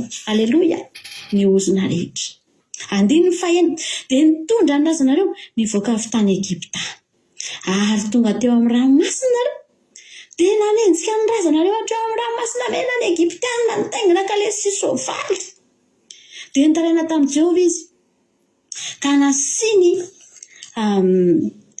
nasiany maizina teo anelanelanareo sy ny Egiptianina sady nakatony taminy ny ranomasina ka nanarona azy ary ny masonareo nahita izay nataoko tany Egipta ary nitoetra ela tany anefitra ianareo ary nentiko any amin'ny tanin'ny Amorita izay nonona tany andafiny Jordana nareo dia niady taminareo reo ary nanolotra azy teo an-tananareo mba handovanareo ny taniny nandringa anazy teo anoloanareo haleloia ry havana malala nanomboka tamin'ny nandraisana ho an'i Jesosy inona daholo nefa fahavalo teo anoloanao move afaka hiteny ianao androany fa resy move afaka hiteny ny zanak'Israely androany fa tsy nahitany izany zay sia hoy Jehovah hitany masonareo zany ianareo mihitsy no nahita ozy Andriamanitra fa nasiko aizina nanelanelanareo sy Egiptianina nakatoko ny ranomasina rehefa niditra ny Egiptianina haleloia nanafaka anareo nisy fahavalo teo anoloanareo fa za foana no nanafaka an'ireny teo anoloanareo za daholo ngeny ny asa hoy Jehovah za daholo ngeny nanao ny zavatra rehetra teo amin'ny fiainareo reny hetsika rehetra hitan'ny masonareo reny zavatra rehetra tsapanareo reny tsy nisy avy aminareo reny za daholo nanao an'ireny hozy izy Jehovah dia hiteny Andriamanitra hoe tsarovy fa raha tsy teo dia tsisy afakareo reny na dia ray azy efa resy ny Egiptianina toratorahany Egiptianina ny lefina maty mitsatotsatohana ny sabatry nareo raha tsy teo dia efa tsy haiko intsony izay nahazo anareo fa za daholo no nanao an'ireny haleloia androany Andriamanitra miteny aminao izay zavatra rehetra hitanao nihetsika teo amin'ny fiainanao na faly sy nafinaritra anao na ravoravo ny fonao dia tsisy afa-tsy Jehovah ry havana izy rery nanao an'ireny teo amin'ny fiainantsika nasiany elanelana teo amintsika sy ny fahavalontsika natolony teo an-tanantsika ny Amorita natolony teo an-tanantsika ny Egiptianina ny fatiny sisa no mitsiraparapaka hitan'ny olona rehetra ny tsipatsipaka hitantsika ny tsipatsipaka ny fahavalontsika dia tsinona izany fa ireo karazana olana karazana tendrombohitra karazana zavatra maro niseho teo amin'ny fiainantsika dia niasa tamintsika Andriamanitra dia mampatsiaro Andriamanitra ry havana malala haleloia hoy ny tenin'Andriamanitra eo amin'ny andininy 7 dia nitsangana Balaka zanak'i Zipora mpanjakany Moaba ka niady tamin'ny Israely dia naniraka napaka amin'ny Balama zanak'i Beora izy hanozona anareo fa tsy nentiny ianao amin'ny Balama ka nitahanareo tokoa nitahanareo tokoa izy ka dia namonjy anareo tamin'ny tanany haleloia ry havana malala filifily ny olona efa nanozona anao tian'ny olona hozonina angentsika ary raha ny sitrapon'ny olona raha ny sitrapon'ny devoly dia voahozona mandrakizay tsika reto voaporofo izany tenin'Andriamanitra izany any amin'ny ivadika kely vetivety angentsika any amin'ny nomeria toko fa azafady nomeria toko fa 7 andininy 20 nomeria toko fa 7 tantara efa haitsika loatra andininy 20 manao hoe indro ny tano efa azoko ary efa nitay izy ka tsy mahova izany io ny tenin'ny Balama ry havana malala nangataka mihitsy Balama Jehovah tena te hanozona mafy mihitsy Balama misy faniriana mihitsy anatiny ao tena te hanozona satria misy tambiny te hanakarena izy dia voatosika te hanozona ho azy fa ozy Andriamanitra tsy avelako manozona ianao ka tsy henoko na dia hanozona azy ianao araka ilay tenin'Andriamanitra vakitsika teo tsy nihaino azy ozy izy ozy ilay tenin'Andriamanitra dia nitsangana Balaka zanak'i Zipora mpanjakany Moaba ka niady tamin'ny Israely naniraka napaka amin'ny Balama hanozona ny zanak'Israely fa ozy izy Andriamanitra tsy niaino azy ahako. Halleluja. Tsy niaino ny tao anatin'ny fony Balamandriamanitra na ny tao anatin'ny sainy. Fa ozy izy Balama teo hoe ny hita no efa azo tsy mahova an'izany ahako. Halleluja. Ozy Andriamanitra tsy mahazo miteny fanozonana mihitsy ianao, fitahiana ihany tsy mivoaka amin'ny vavanao. Namboarin'Andriamanitra ry havana malala. Zany angeravany raha ny ozona nazo antsika reto ve no tanteraka tamin'ny fiainantsika ry havana malala. Dia ohatra izao ve tsika ianao ve dia mieritreritra fa ohatra izao fiainanao io dia hijoro vavolombelona ohatra ny ianao dia hiteny foana ve ianao hoe mahafinaritra ny fiainako. Tsy havana fa raha ny ozona rehetra ny tanteraka tamin'ny fiainanao tsy ohatra izao tsika soa ihany fa tsy ny hain'ny ozon'Andriamanitra, tsy ny hainon'Andriamanitra ny ozona ry havana. Fa ozy Andriamanitra ny fitahiana ihany ny hanoko fa ny ozona tsy mihaino aho. Halleluja. Andiny fa 1:12. Andiny fa 1:12 tsika izao. Ary nitan'ny Jordana nareo ka nakany Jeriko dia niady taminareo mponina tao Jeriko mba amin'ny Amorita sy ny Perizita sy ny Kananita sy ny Etita sy ny Girgasita sy ny Vita ary ny Jebosita ka natolotra teo an-tananareo reny. Dia nampandehaniko teo analohanareo mifanenitra izay nandroaka azy teo anoloanareo. Dia ny mpanjaka roa tamin'ny Amorita fa tsy tamin'ny sabatrao na tamin'ny tsipikanao. Halleluja. Tsy tamin'ny herinao tsy tamin'ny tanjakao. Niady taminao tokoa Jeriko, nanohitra anao tokoa ny fahavalo, nitsangana teo anoloanao tokoa izy, nampatahotra anao. Ny olana rehetrarehetra teo amintsika, ny aretina rehetra nitsanga teo amin'ny fiainantsika. Jeriko niady tamintsika reny, nanohitra, niezaka nanohitra, nampiasa ny fahefany sy ny heriny nanohitra anao. Fa ozy izy Andriamanitra tsia na Kananita na Etita na Girgasita na Evita na Jebosita natolotra teo an-tananareo daholo. Karazana fahavalo niezaka nanohitra anao angerefana natolotra Jehovah teo an-tananao daholo. Levona nitsonika teo anoloanao angereny. Halleluja. Ozy izy Andriamanitra fa tsy tamin'ny sabatrao na ny tsipikanao. Tsy nanana korintsika tsisy ninina nampiasain'ny zanak'Israely. Tsy nomen'Andriamanitra sabatra ny zanak'Israely io dia ndana edivo. Tsy nomen'Andriamanitra tsifika dia iny fa ozy izy Andriamanitra tsy ny tsifikanao na ny sabatrao fa mbola zaho. Halleluja. Zaho daholo ny asa nandresenao andreny olana rehetra nitranga teo amin'ny zaho androany ao anatin'ity toriteny ity tiako ianao hiatsiaro ny zavatra rehetra nataon'Andriamanitra taminao. Mety tsy voatery tena amin'ny rehetrarehetra hatramin'ny détail kely indrindra fa tiako ianao tena antsary izay maximum izay betsaka indrindra azonao tsarovana ry havana malala ao anatin'ity toriteny ity. Fa izany ny tanjon'Andriamanitra teto raha nalaza tamin'ny zanak'Israely Andriamanitra. Amen. Halleluja. Andiny 13. Ary nomeko tany izay tsy nasainareo nareo, tanàna izay tsy naorinareo ianareo ka dia noho nataonareo nihinana avy tamin'ny tanim-boaloboka sy ny tanin'oliva izay tsy nataonareo nareo. Halleluja.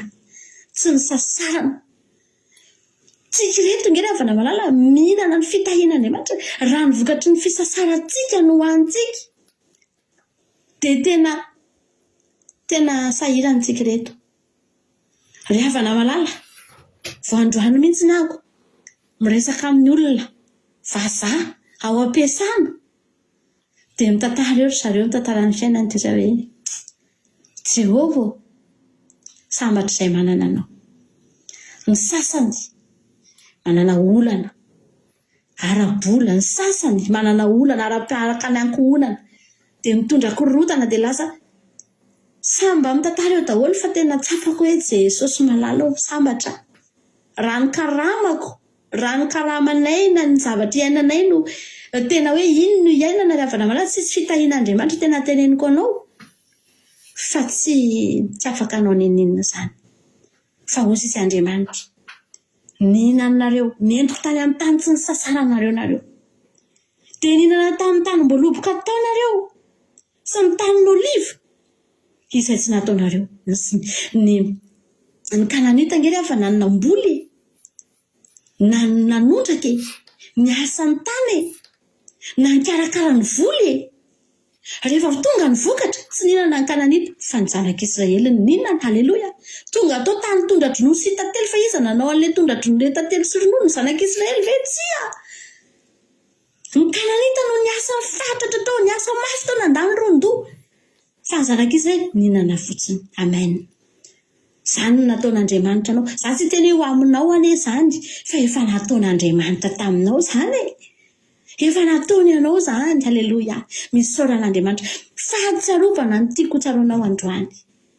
Tsy tsodrano nomeko anao androany fa fahatsiarovana izay efa nataon'Andriamanitra satria nahoana hoy ny ten'Andriamanitra izay tahinao Jehovah dia voatà mandrakizay. Halleloja. Fa inona ny tanjon'Andriamanitra? Nampatsiaro ny zanak'Israely teto ny zavatra rehetra nataony. Tian'Andriamanitra mba ho voakasika ny fon'ny zanak'Israely. Eteny Ndry Jehovah. Zany nataonao e. Ndry Andriamanitra lehibe loatra ianao. Hozy izy Andriamanitra 14. Koa ankehitriny hozy izy Josoa. Matahoran'i Jehovah ka manompo azy amin'ny fahitsina sy ny fahamarinana. Ary io ny Andriamanitra izay ny tompon'ny razanareo tany andafin'ny ony.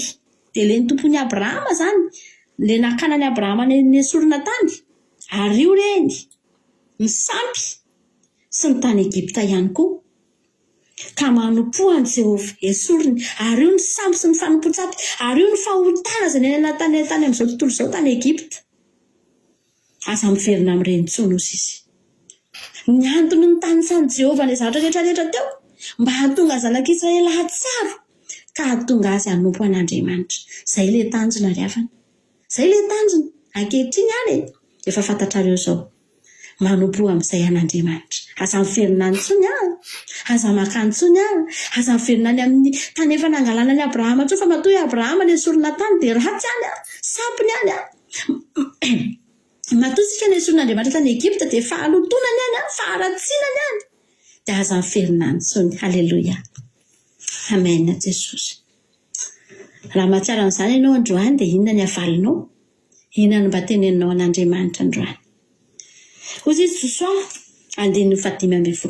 Nefa raha tsy sitrakareo nanompo an'i Jehovah dia fidinareo anio any izay ho tomponareo. Na ny Andriamanitra izay nitompon'ny razanareo tany andafin'ny ody, na ny Andriamanitra ny Amorita izay ponina teto amin'ny tany honenanareo, fa raha zasy ny ankona kosa hanompo an'i Jehovah izahay. Ndry inona moa ry havana malala? Josoa olona efa ho faty angery havana no miteny eto e. Tsy fantatra hoe aorianan'io nge izy dia ho faty fa mbola hozy izay hanompo an'i Jehovah izahay. Zany hoe velona manompo an'i Jehovah, maty manompo an'i Jehovah. Ekeko Josoa efa ho faty izay fa raha zasy ny ankonako, efa nafarako mafy ny ankonako, efa nafarako ny vady aman-janako. Halleloja. Fa hanompo an'i Jehovah izay. Ka na dia maty aza dia azoko antoka fa ny ankonako hanompo an'Andriamanitra. Halleloja. Hanompo an'i Jehovah. Satria tsy nataon'i Josoa ambany zavatra ry havana malala. Ny ankonany. Amen. Hozy izy Andriamanitra, hozy izy Josoa hoe nefa hozy izy raha tsy sitrakareo fidionareo anio. Ohatran'ny tiany Josoa mihitsy hoe eto maso fetinareo dia mitenena na hanompo an'i Jehovah nareo na tsy hanompo dia mbola tsy maty dia efa miteneninareo. Raha hiverin-dalana nareo tonga dia teneno androany. Raha hiverina any amin'izao tontolo izao nareo aza ataony andry anamaty fa tonga dia zao dia teneno fidinareo anio izay ho tomponareo. Ohatran'ny tehiteny Josoa raha hiverin-dalana ihany ndana hiverin-dalana zao dia zao. Raha ny andro fotsiny hiverin-dalana nareo afaka 5 taona, afaka 10 taona. Aza miandry an'izany zao dia zao. Androany dia efa fidio. Raha hanompo Andriamanitra fa fidio androany. Zany ry havana ny tenin'i Josoa. Ohatran'ny tehiteny Josoa hoe laha ny andro fotsiny nge zareo fa afaka raha tsy raha mbola hiverin-dalana raha hiverin-dalana ihany dia ndana to dia hiverina zao dia zao fa raha izasy ny ankonako aloha dia izay hanompo an'i Jehovah izay tsy hiverin-dalana mandrakizay izay. Ninona antony izay tsy hiverin-dalana hozy izy Josoa. Halleloja. Ry havana malala, raha izany rehetrarehetra izany nataon'Andriamanitra anao novonjentsika nafahantsika, notahintsika, nampandresentsika tsisy izay tsy natao antsika ny avana. Dia mbola tokony ho tenenina ve hoe matahorany Jehova? Tsy tokony handeha ho azy ve izany? Tokony mandeha ho azy izany ny afana. Ary tokony ny olona fotsiny tena zahay tsy nila ny Josoa nanentana intsony fa zahay te hanompo an'Andriamanitra izay tsy tsadara izany moa ny zavatra ny tranga. Satria ny olona rehefa avy nitenen'ny Josoa dia hozy ny olona hoe namalo ny vahoaka rehetra ny 5:10 dia namalo ny vahoaka rehetra ka nanao hoe sanatria aminay raha foy an'i Jehova izay ka hanompo Andriamanitra avy. Dia eo amin'izay izy manino nomboka mitantara amin'izay izay zavatra nitenen'Andriamanitra teo any averiny. Fa Jehova Andriamantsika izy no tonga antsika sy nilaza mivoaka avy any tany Egipta tany amin'ny tany nandevozana ary izy no nanao ireny famantarana lehibe ireny teo imasitsika. Niaro antsika teny amin'ny lalany ireny nalehantsika manaikitra zareo fa tena nahita. Manaikitra zareo fa tena nombana Andriamanitra. Niaro antsika teny amin'ny lalehantsika sy teny amin'ny firenena rehetra izay nitetezitsika. Jehova nandroaka ny firenena rehetra teo anoloantsika sy ny Amorita izay nona teto amin'ny tany. Koa izahay koa dia mba hanompo an'i Jehova fa izy no Andriamantsika. Andriamantsika. Mbola Andriamantsika izy lohatra eto izy ny zanak'Israely ry Josoa. Ary izy Josoa tamin'ny vahoaka. Tsy mahay manompo an'i Jehova nareo ka. Andriamanitra masina izy. Andriamanitra sarikaro izy ka tsy mila ny fahadisoanareo sy ny fahotanareo. Raha mahafoy an'i Jehova nareo ka manompo Andriamanitra fa dia hiverina izy ka hampahory anareo sy hahafongana anareo rehefa nasiany soa. Hoy ny vahoaka tamin'ny Josoa tsia. Jehova ihany no tomponay. Hoy Josoa tamin'ny vahoaka. Vavolombelona ho an'ny tenanareo nareo fa efa nifidy an'i Jehova ho tomponareo Ary hoy ny olona eny vavolombelona izay. Ary nareo ankehitriny ary ny Andriamanitra hafa izay eo aminareo. Ampanatony an'i Jehova Andriamanitra Israely ny fonareo. Dia hoy ny vahoaka tamin'ny Josoa. Jehova Andriamanitra ho tomponay, ny feon'ny noenonay.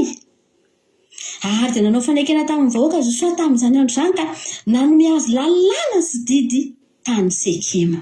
Paola nanome indray Josoa. Efa ho faty fa mbola nomena indray. Io indray reto alohan'ny hafatentenatra nety sy mandry. Indrindray ohatra mety tsy mandry am-piadanana. Fa andry am-piadanana izy. Fa raha mbola velona izy dia misy fanahiana ao anatiny hanahoany reto olona reto. Dia mbola nanome lalàna sy didy rehetra ilay efa ho faty fa mbola miasa mafy ihany. 9:20 dia nisoratany Josoa tao amin'ny boky ny lalàn'Andriamanitra ireo teny ireo. Mbola nanoratra izany Josoa. Ary naka vato lehibe izy ka nanangana azy teo ambanin'ny hazo terebita izay teo anilan'ny fitoerana masiny Jehova. Hoy Josoa tamin'ny vahoaka rehetra. Indro io vato io vavolombelona amintsika fa efa nahareny teny rehetra nolazain'i Jehova tamintsika io. Dia ho vavolombelona aminareo io fandrao andainga amin'Andriamanitra nareo. Dia nampodian'i Josoa ny vahoaka samy ho any amin'ny lovany avy. Mbola nanao asa lehibe Josoa. Nakatranga ambany. Dia nataony teo soratana tao anatin'ny boky daholo ny zavatra rehetra, nisoratana teo daholo ny zavatra rehetra izay nitenenin'Andriamanitra sy ny hafatra rehetra, ny faminaniana rehetra sy ny faneken'ny zanak'Israely samy teo ny soratra ny ariary teo daholo. Tsisy afaka nalàna fa teo ny ariary teo hitam-bahoaka teo. Tsika tsy manana tsangam-bato. Fa ny tsangam-bato tsika dia ity fandaharany ity. Misy fotoana ny souvenir ato anatin'ity Facebook ity dia misy fandaharantsika efa tany aloha be tany. Dia miverina ireny dia zaraina dia indraindray misy fotoana mijery an'ireny izay dia mahita anaran'olona be dia be misoratra eo manao commentaire. Eny Jesosy amen tompo izany mihitsy Andriamanitra sy ny sisa sy ny sisa. Dia nefa ny anaran'olona maro be efa tsy terisony. Fa ny tsangam-bato mbola io. Ny fandarana mbola io. Ary ny souvenir mbola io. Hita boky hitam-pirenena. Ireo daholo nanoratra rehetra teo. Aiza zao ireny olona ireny? Ny zanak'Israely angely afa namalala tao ambadika tao fotsiny. Vao nanomboka ny vadika mpitsala dia efa nanomboka ny vadika tamin'Andriamanitra ny zanak'Israely. Nanomboka nanao rasy teo anatrehan'i Jehova ny zanak'Israely. Vao nitoritsika teto voaingana nanirahan'Andriamanitra mpitsala. Nampahory azy. Nanirahan'Andriamanitra fahavalo nampahory. Satria nanao izay rasy teo anatrehan'Andriamanitra. Sahady. Fa ny tsangam-bato manino mitsangana eo foana eny. Ary iny tsy afaka ny andaingy satria misoratra eo ny zavatra rehetra izay efa notenenin'Andriamanitra sy ny faneken'ny zanak'Israely. Dia tahaka izany koa ity fandaharana ity. Misoratra eto daholo izany commentaire nareo rehetra ireo. Dia ireo nareo.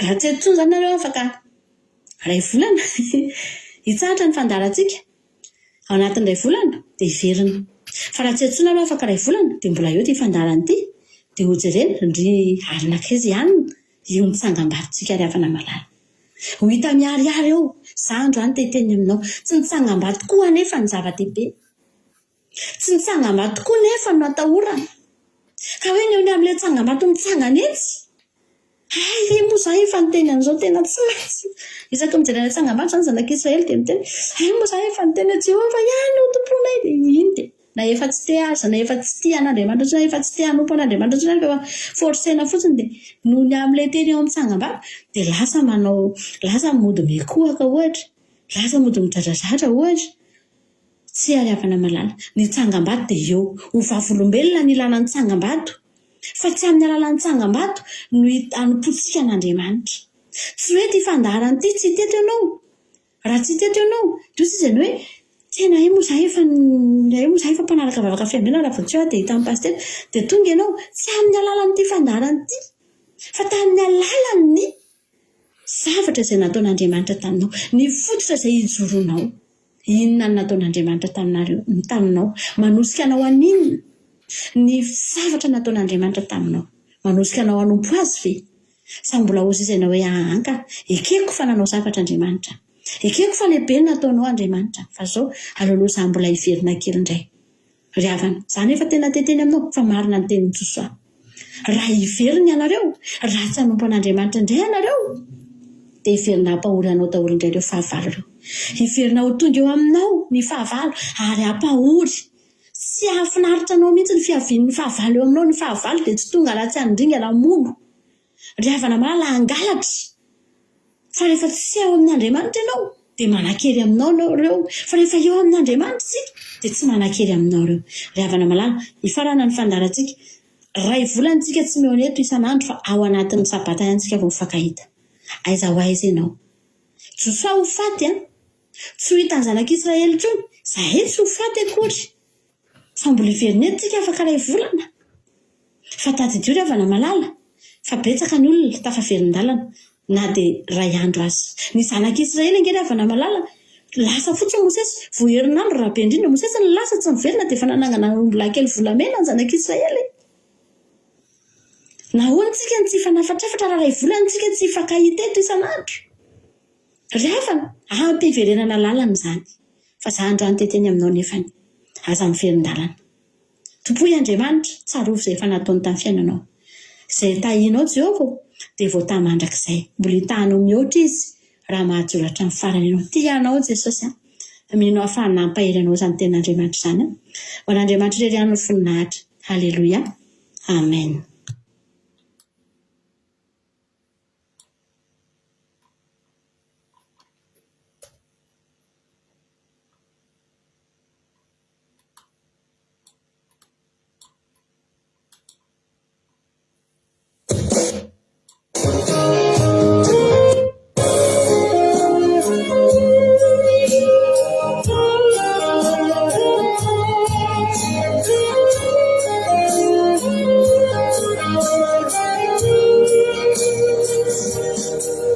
Future something to float into my head. Say something in China cool. Love baby I'm bitter.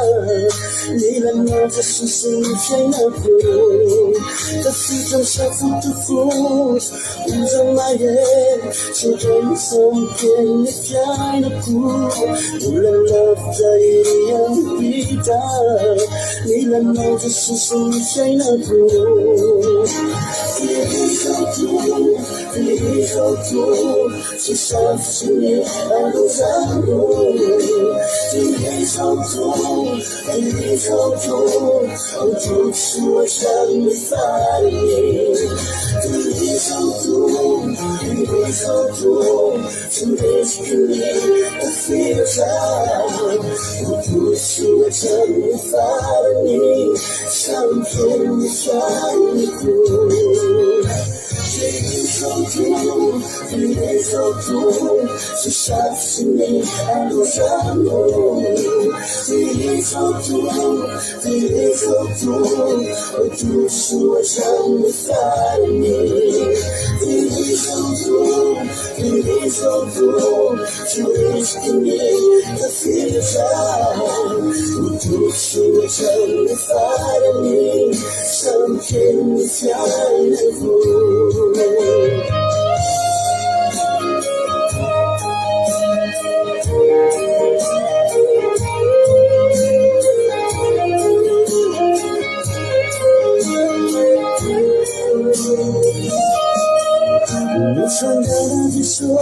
Afonsanku Dimavnika filtra Nazawindambangina Chandekani Samuku Nisangana Jesus Afonsanku Dimavnika filtra Nazawindambangina Chandekani Samuku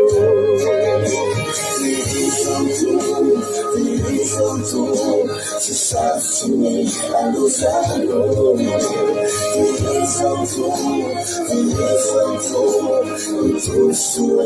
magnify me. To rescue me and future. To magnify me. Something inside of you.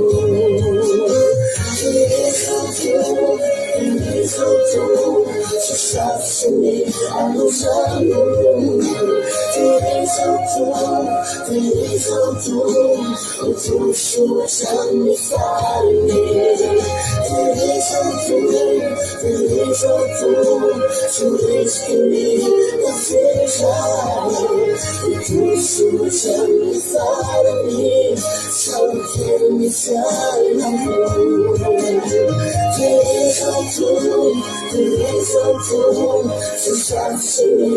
lose that room.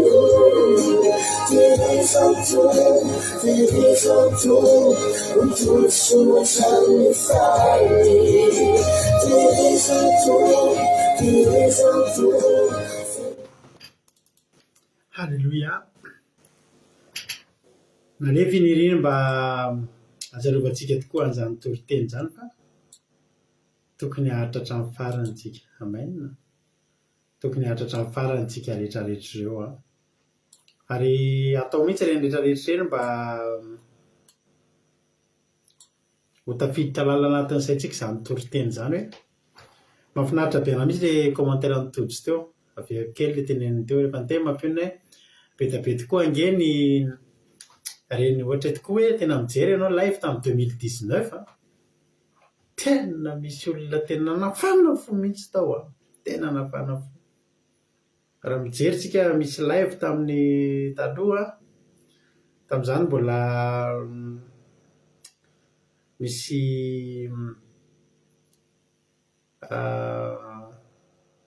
mandray anjara tonga dia mivantana ohatra hoe mivavaka fiambelana mivavaka fanombohana ireny. Misy raha nabavy tany Koweït izay tena mafana fo ary rehefa tamin'izany fotoana izany moa rehefa vao nanomboka groupe dia izy ny ohatran'ny hoe mpitarika tany Koweït tany. Izy zany ohatran'ny hoe mpitarika ny nareo rehetra tany Koweït tany na hery fo a. Dia tena souvenir sisa tokoa, tena souvenir sisa tokoa sisa no jerena rehefa mijery an'izany. Dia mahakasika ny fo ilay toriteny a, misaotra mampionina satria tena mety be amin'ilay fandarana faraparany androany. Tsy farana moa izy fa faraparany. Ary fanozy tsara amin'izany mihitsy ilay toriteny dia misaotra anao mampionina dia mitombotra dia mitombo fahasoavana maheriza foana amin'ny asan'ny tompo. Halleluja.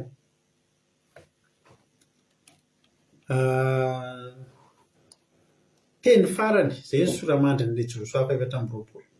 Ny teny farany nataon'i Joshua tamin'ny olona sy nanaovan'ny olona fanekena mafy mba tsy hiala amin'Andriamanitra. Hoe teny farany a midika an'izany efa nisy ny teny voalohany, nisy ny teny faharoa, nisy ny teny foana Joshua. Tena ny teny ary voamalitsika no ny toriteny hoe tsy tanjomaly tamin'ny terinandro ity tsika tamin'ny viantsika nisy an'ilay toriteny hoe manamasina ny tenanareo tamin'ny ampitan'ny Jordany. Miteny foana ange Joshua. ary ny indray tena makaleo meno any Josoa amin'ny teny fa nefany a Josoa nasian'Andriamanitra amin'ny teny.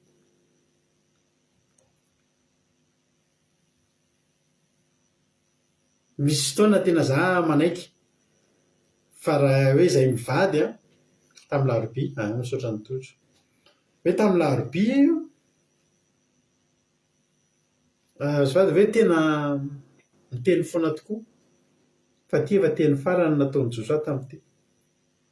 Misy farany nge ny zavatra rehetra.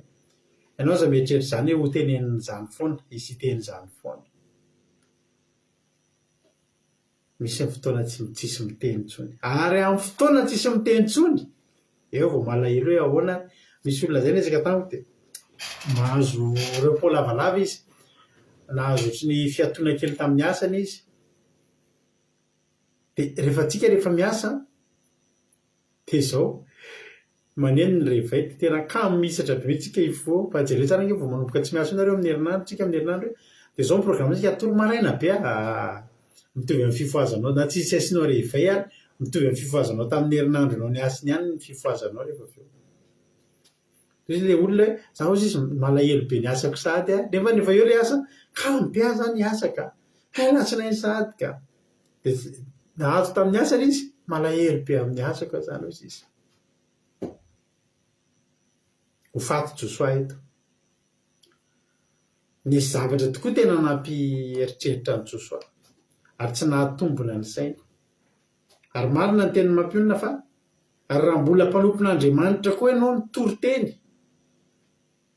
dia zany ny tsy mampilamin-tsaina anao ndray tsy valim-pifidianana tsy mampilamin-tsaina anao na ny hoe iza ny ahazo ny Euro 2024 tsy zany ny tsy mampilamin-tsaina anao hoe iza avy ny lany député iza no président ny Assemblée nationale ny Madagasikara iza tsy zany ny mampiasa ny sainao fa mampiasa ny sain'ny mpanompon'Andriamanitra dia tsotra ho voavonjy ve reto olona toliko teny reto. Ho voavonjy ve reto olona toliko teny reto. Andeha any amin'izay toerana mba alehako fa satria Josoa nge mafantatra ny lalana lehany. I Josoa nge ry havana mafantatra ny zavatra nataony dia Josoa raha ho faty dia mafantatra ny toerana lehany. Io tsy misy surprise zany hoe maty ianao dia zany hoe tonga dia an-danitra ohatray na hoy zany hoe fa hoana ry any aty amin'ny elo tena ohatrany tsy possible zany fantatrao. Fa Josoa tena ozy izy hoe alao izy Josoa ialako nenina faraparany re dia teny farany aho ary le teny farany hoe mba mivavah fotsiny na hoe fanalefan'ny Josoa mihitsy ny teny rehetrarehetra nampatsevon'ny Josoa aloha avy aiza reto zanak'Israely reto avy any andafin'ny Jordana avy any andafin'ny Ony dia misy ambany hoe Eufrata tany Eufrata tany amin'ny fiainana hafa mihitsy tany andafiny zany any ambadika tany ianao no nalaina tany noho ny nanondrazanareo taloha izy tany izy mbola namonompo Andriamanitra fa ry Tera sy ry Abrahama sy ry Nahora fa tao anatin'izay no nangalan'Andriamanitra ny Abrahama avy any andafin'ny Ony dia nentiny tetiny tany Kanana rehetra dia namaro ny taranany ka nanome Isaka zanany. Io ny endriky ny fiainantsika kristianina mbola any amin'ilay fiainan'izao tontolo izao ilay mbola tsy mahalala ny ninona momba an'Andriamanitra tsy te halala n'Andriamanitra fa tao anatin'ny maro tao ry teraka i Tera rain'i Abrahama sy Nahora ny fianakaviana manontolo fa inona ny zavatra nitranga i Abrahama rery. Alleloia.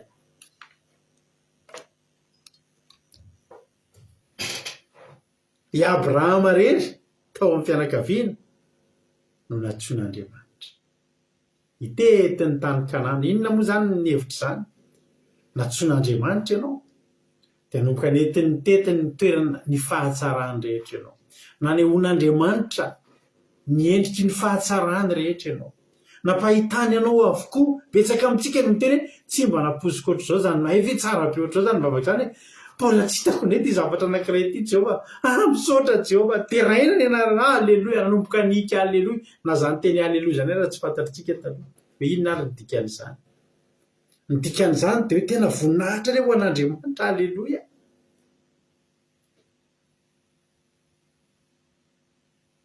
zay le hoe nampahitany nitetiny tany Kanana ary rehefa nitetiny tany Kanana ianao manomboka hitanao zany fahasoavan'Andriamanitra fahita-pity zany karamanao hatramin'izay karamanao tsy tonga ny le 10 dia efa mihibana any amin'ny banky zao neo tsy lany neo tonga ihany fijona vavolombelona anareo ihany ka zany averiko zany dia manomboka mahita ny fahatsarany manomboka hitanareo zay zany matory ozy rahalahy Zoky Alain hoe zaho izy tambola tsy mivavaka amin'ny alina Zoky Alain iny tsy mahita tory na adiny iray ary tsy mahita tory dia nataony mandeha mivoaka mandehandeha ny tokotany fa tena tsy mahita tory ozy izy Zoky Alain nahita tory amin'izay aho izy nanomboka matory be amin'izay aho zao tamin'ny vanomboka nivavaka Zoky Alain asan'ny apôstôly nanomboka naninona zany nanomboka mitety ny tany Kanana nanomboka hitanao amin'izay zany tsirony miaina zany tsara ngela maza mahita tory zany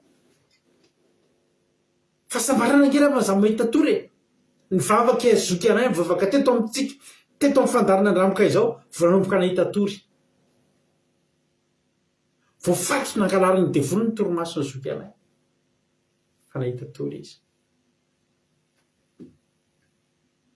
betsaka aminareo ny anaty fahantrana fahadirany novana mihitsy tena hoe tena nanareo ary vokatry le fahantrana fahadirany novana dia nanana toetra ratsy mihitsy nareo tsy mba tia an'izany mandraindray anjara amin'ny adidy tsy mba tia an'izany hoe tena kahidy tena le tena toetra ratsy ngera fa zany kahidy loatra zany ary fana ratsy misy olona io tena hoe fana ratsy hitareo le olona kahidy be tena le tena mararim-bola be tsy toetrana fanomponandry tsy toetran'olona mivavaka ireny mba mialamy ireny raha eto ianao mianao ty fandarana ty mbola any andafiny ony ianao raha le hoenao le tena hatramina 5 € makarary ny ainao mihitsy dia tena tsy tena kahidy tena tsy samy vidy ninona tsy azonao vitsahanao vidiana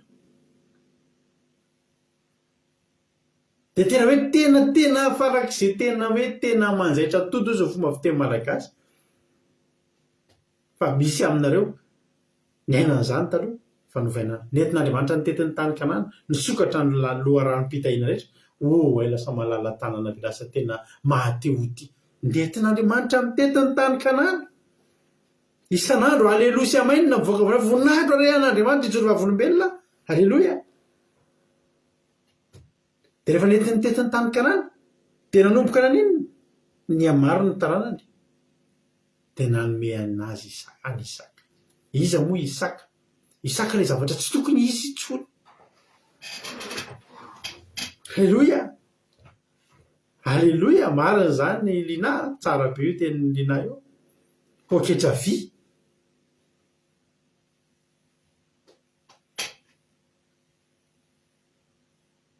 inona moa ny endrika Isaka dia le zavatra tsy nieritreretina izy firy tamintsika no ny teny hoe tena tsy mba naposiko anana an'izao zavatra zao ntsony tsy mba naposiko isy an'izao zavatra zao ntsony fianaka tsy mba naposiko andalo an'izao zavatra zao ntsony fianaka Isaka nge zany Isaka zany ozy izy sara nataon'izy izy mbola hitaiza kosa ozy izy hoe za ve dia nieritreretiny olona mbola anananaka zany sy Abrahama zay nge nendrika Isaka ozy izy ianao hoe tena za le efa nitenen'ny olona mihitsy za zao ve dia mbola anambady ohatra Isaka nge zany hoe za zao ve dia mbola nanjana karabaky teny misy aminareo tsy nahita vady no ny fivavahana nareo nanomboka nandro saram-panahy Isaka nge zany misy aminareo firy taona taty andafy ny vavaka teto aleloia nanaraka fandarina sy tena vavaka teto vao nahazo zany contrat CDI zany teo amin'ny fiainana vanomboka nisy zany fiainana ny sokatra zavy nentin'Andriamanitra nitetiny tany Kanana hitanareo zany fanasitranana za manomboka hoe fifaliana amin'izany hoe tsy mihinam-panafody zany hoe fifaliana tena hoe miaina anatin' zany hoe tsy mandeha amin'izany tsy mandingana hôpitaly zany soa meva anatin'ny firy taona zao hatramin'ny vavahany teto tsy mandingana zay hôpitaly zany taloha isam-bolana miditra hôpitaly mitetiny tany Kanana aleloia dia maninona dia ny tombo nanomboka ny tombo manao fa jery todika tamin'ny 2020 ohatra ny fiainanareo sy ny androany dia mba antanio hoe ny tenanareo ry avy re taiza daholo reo zavatra ireo fa misy sotadidinao koa re taiza ny vola vidanako an'ity zavatra ito ampelantanako ity fa rehefa hitombo ny olona anankiray rehefa ataon'Andriamanitra mihamaro na ianao ary tsy maraka na horaisinao amin'ny karne daholo re ty zavatra ty tary vidiko vola azoko tamin'izao ny vidanako an'ity dia zao vidiny dia ty mbola nisy ambiny an'ity vidanako an'ity tsy arako antsony zany maninona tsy arako antsony zany satria ny ataon'Andriamanitra mihamaro ianao aleloia ry avako zany ny fiainana miaraka amin'Andriamanitra avy any andafony ondry tany amin'ilay fiainana tsy izy mihitsy ange zany no nalain'Andriamanitra ianao rehefa nalain'Andriamanitra ianao dia vao tamin'ny larobitsika no notoroteny aleloia saotranareo joroavolombelona aleloia vao tamin'ny larobitsika nitory ny teny momba ny ampitanany Jordana ankehitriny marina tiako be le tena mampionina teo izy mampionina hoe za nge izy mampionina tsy mitenareo tsy hoe iepita Jordana nareo fa efa tafepita Jordana nareo ndry aleloia efa tafepita Jordana nareo za mahafinaritra be mihitsy zany hoe tsy mitsodranao ntsony zany eto hoe miepita Jordana ianao fa ianao mihitsy nefa tafepita Jordana aleloia tsara ny tompo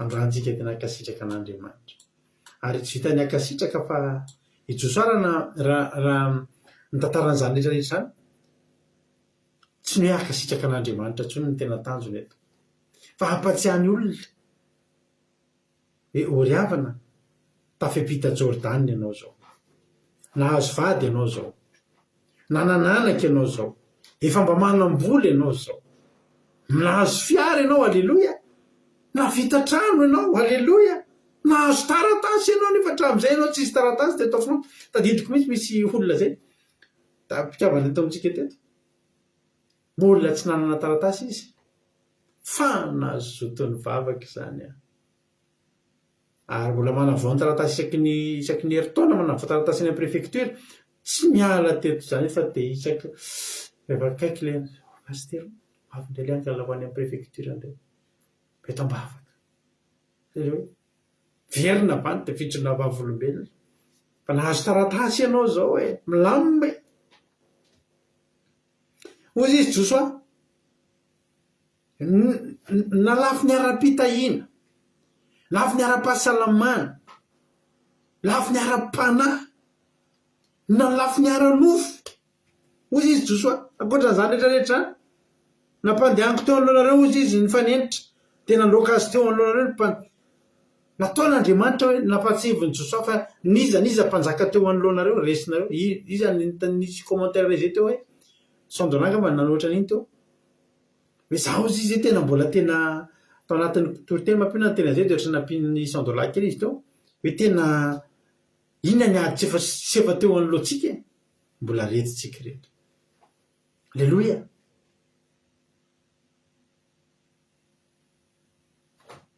jereo zao zara tenen'ny mahafinaritra ty teny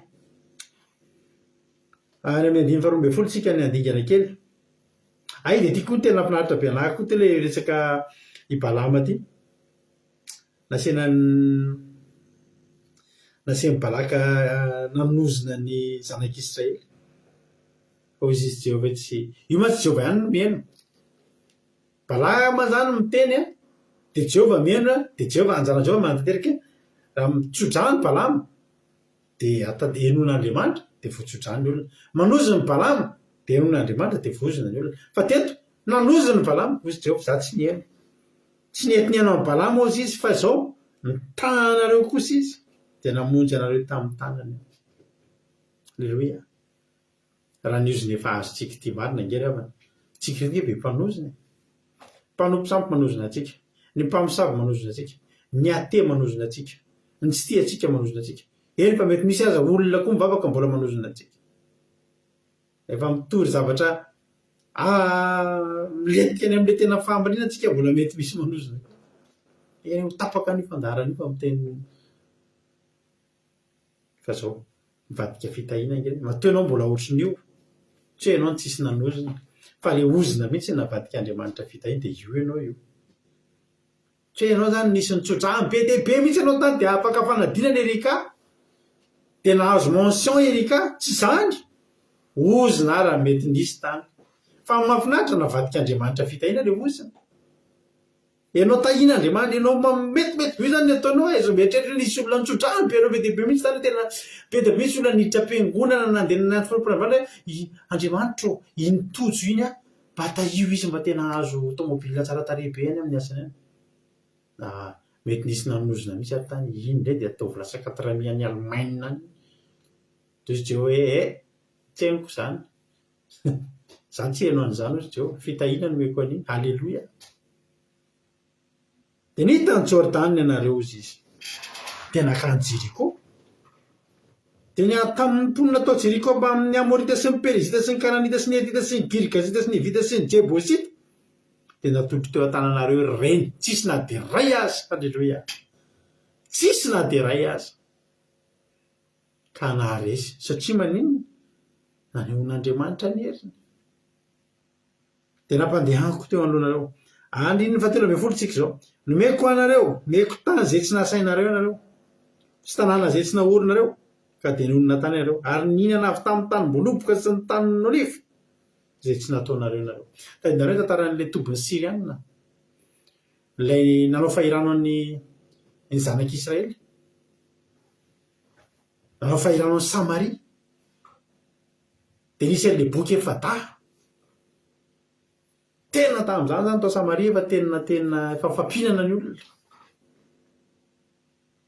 fa nisy Siriana nanao fahirano azy dia nanana toby ireo tondra vola sy arena sakafo sy rehetra rehetra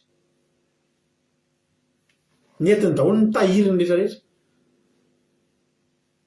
dia aveo ilay nanatona ny boky Efada dia ohatra feoana kalesy soavaly bebe dia nitsoaka ny Siriana ngany zanak'Israely namboly tamindreo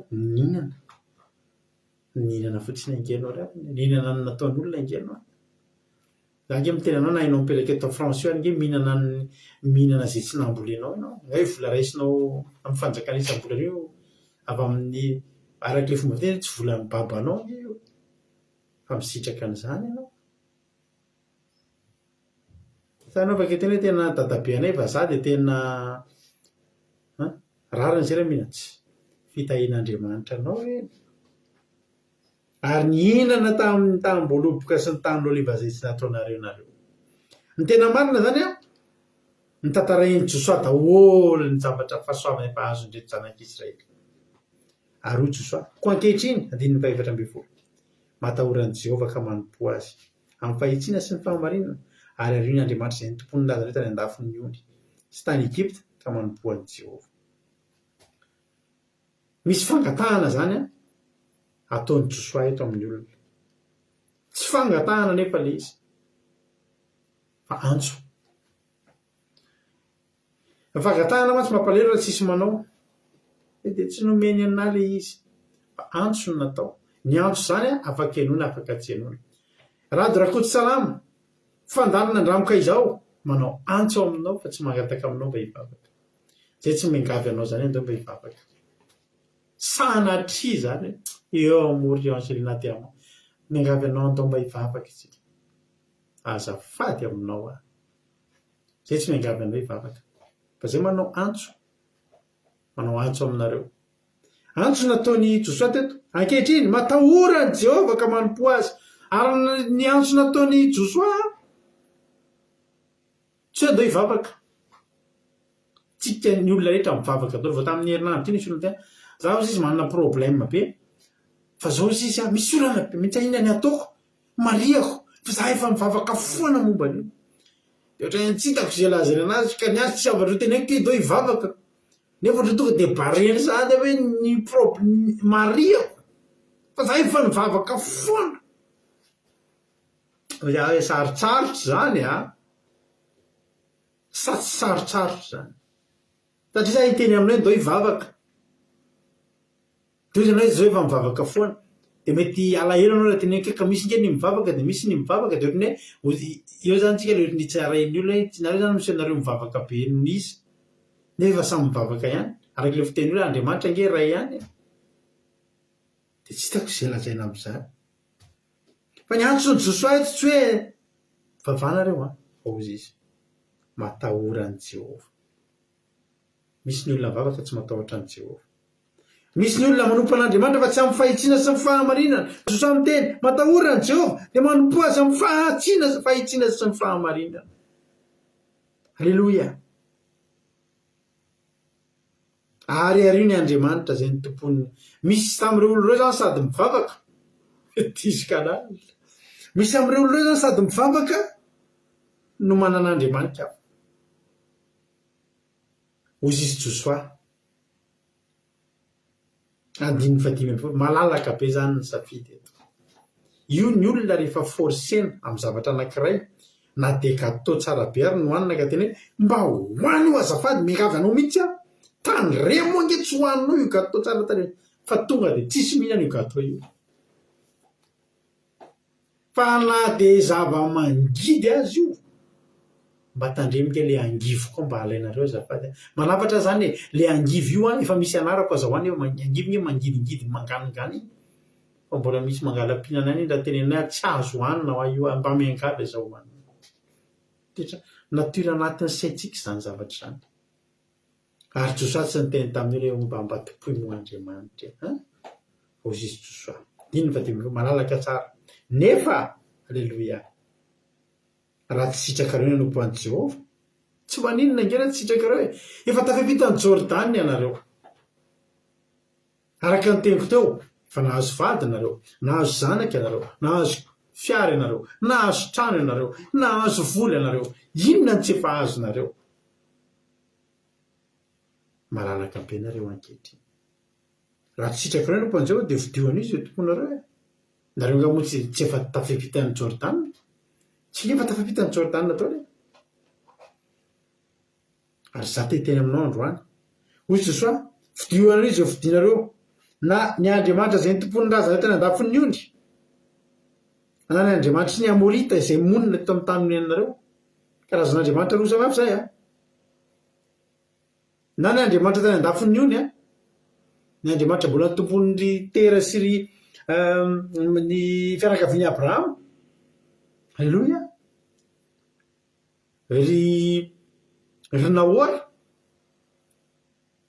Zay Andriamanitra ray hafa. Na ny Andriamanitra ny Amorita eto amin'ny toerana izay misy atsika ity. Na zany ohatra hiteny aminareo hoe safidio androany izay tomponareo na ny samy mpitantara-petana Madagasikara na rehefa tia France moa efa mihaja be nareo efa mandroso be midira manao franc-maçon ary. Fa mipotsampy avoavo lenta reny. Ohatr'izay ke zany ny zavatra ty.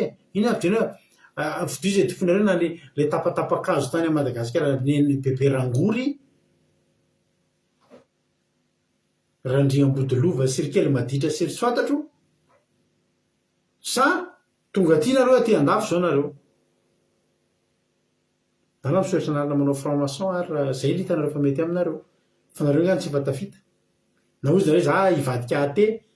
Inona moa azo atao amin'izany? Fa ny zavatra tenenin'ny Josoa dia zao fa raha izaso ny akonako dia hanompo an'i Jehova izay. Zany hoe ny safidin'ny olona tsy niforsen'i Josoa. Izy ny te hanompo an'i Jehova dia anazy izay. Androany za miteny anao, raha zaso ny ankonako, rado rakoto salama, mampionona raha irin-janahary tsy ny zanakay efatra. Izay hanompo an'i Jehova Andriamanitra izay.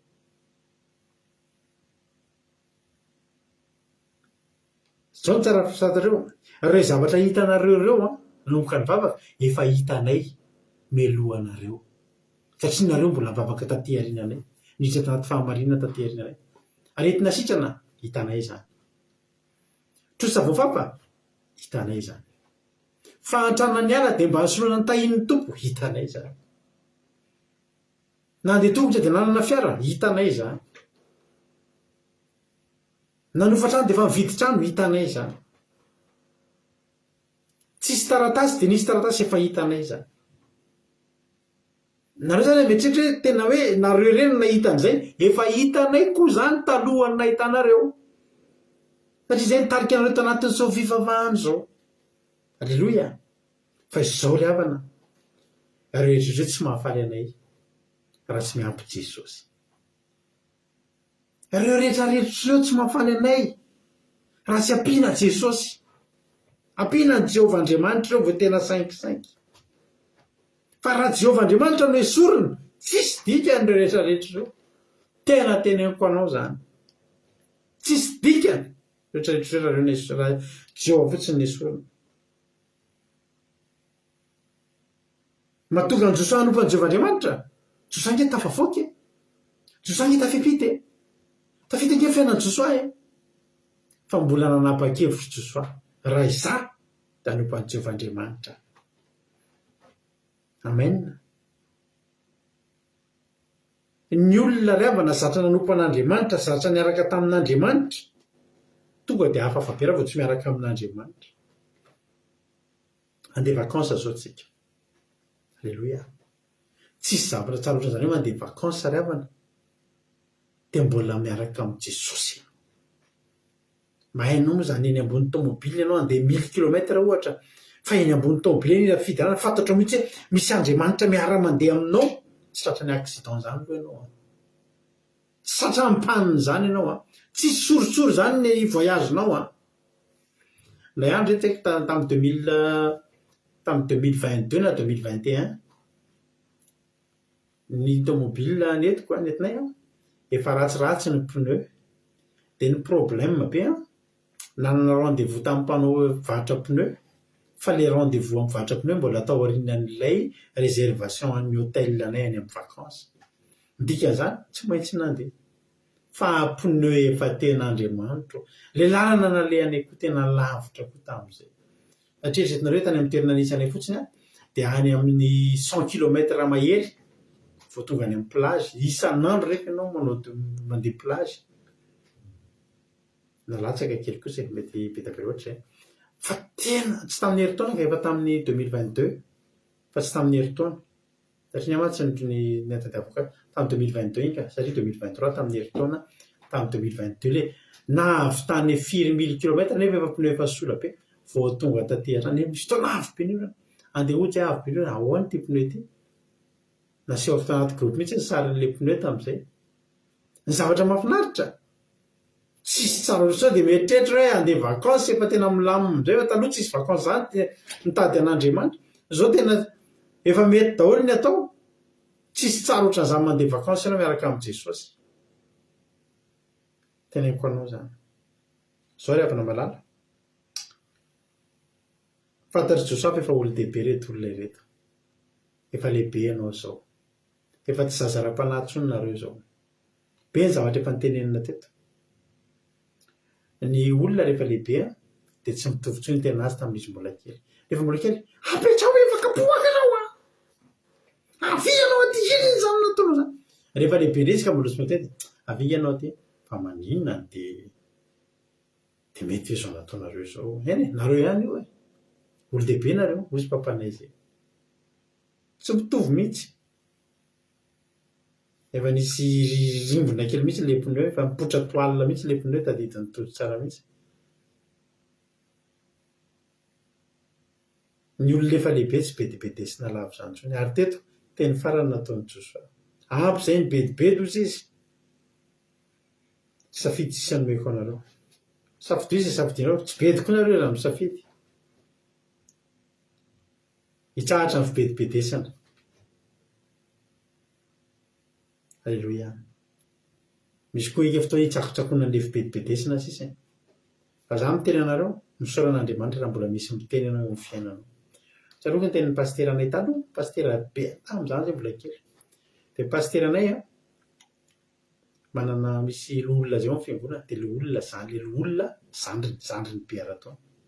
Fa niresahany ilay olona hoe mba mety aminao ve raha mba henonao no ataoko solondray aman-dreniko, dia ianao no mibedy anahako. Tena miangavy anao mihitsy aho izy ilay pastera anay miangavy anao mihitsy aho izy. Be deso raha misy zavatra tsy mety ataoko.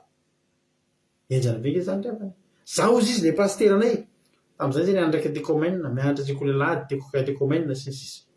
Dia zany nampianarinay, zaho izy miteny anareo fa ilaina misy mibedy, ilaina misy olona atahorana foana ianao eo amin'ny fiainana. Fa raha tsy izany tena tsy misy manitsy anao ary tsy fantatro ny fahadisoanao dia nalay miantso misy ilay olona azafady izy mba afaka miresaka aminao hoe za ianao izy mba afaka raisiko rehefa nandinika ao izy atao am-piangonana izy anao ataoko ray aman-dreny izy lehibe riro am-piangonana pastera be dia zaho izy mamiangavy anao mety veramba ianao ndraisiko ray aman-dreny dia zao izy izy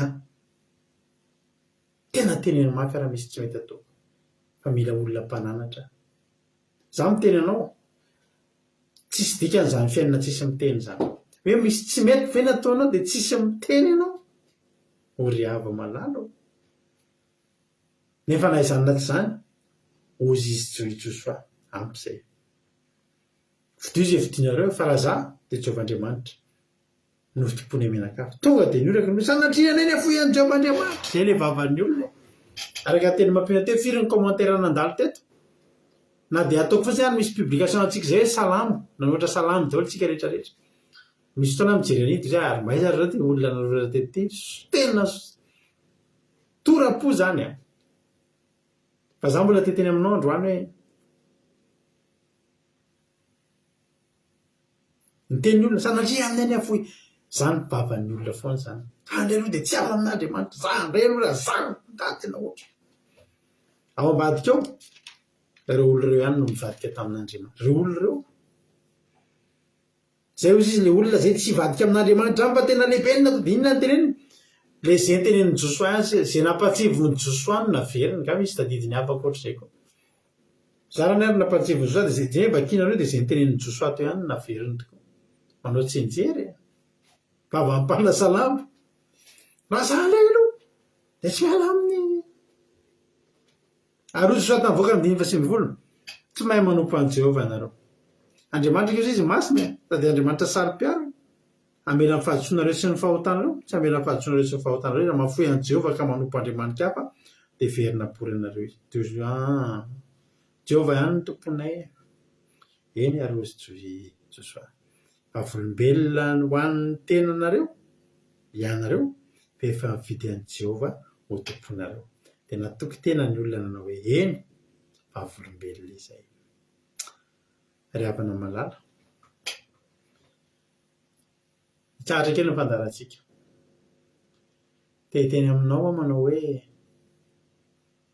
rehefa tonga ny harivariva iny matsiaro vavaka fiambenana dia jereo vao amin'ny pazitsika misy ao jereo le vavaka fiambenana tamin'ny herintaona jereo le vavaka fiambenana tamin'ny enim-bolana dia iny jerena anano le fahazarana misy aminareo zao efa any amin'ny vakansa manaraka fanjay mbola eto misy fotoana indray zay efa lasa ianareo indray eo dia mijereo vavaka fiambenana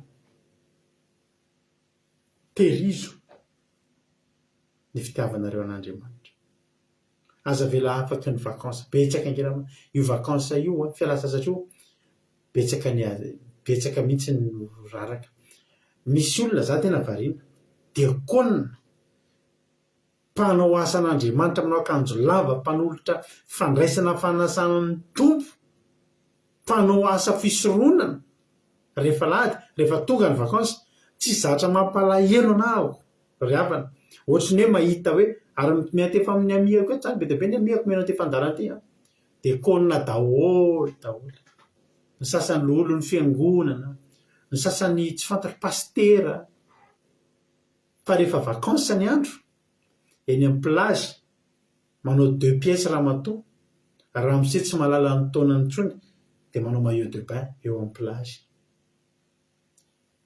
ry havana malala fa nga ny vakansa ry havana lasa tsy atorantsika an'Andriamanitra tsony nga rehefa vakansa ny andro dia miovitsika hoe tsy miaro voninahitra Andriamanitra tsony tsy ry havanao na dia ny volan-dalanao vakansa ary mbola fa amin'io Jehova tediavinao tsiratsiraina tsy omena voninahitra io fa meo voninahitra Andriamanitra andao tsika rehetra anao antiry ity anao hira anankiray tsika dia aorianan'izany tsika hivavaka alleloia anao hira ray aloha tsika dia hizara fahatsapany tsika mahafinaritra ny fotoanantsika androany mino vavarainareo izay afatra izay fidio Jehova ny anay Jehova Andriamanitra ny fidinay mino fa mitovy safidy tsika eny hira anankiray tsika dia tonga dia afaka miantsonareo rehetrarehetra izay hizara fahatsapana tsy maninona na miantso nareo rehefa tsy valiko fa za miantso anareo rehefa avy eo dia zara-patsapantsika dia aorina zay hivavaka isika dia amaraparana ny fotoana meno finaritra daholo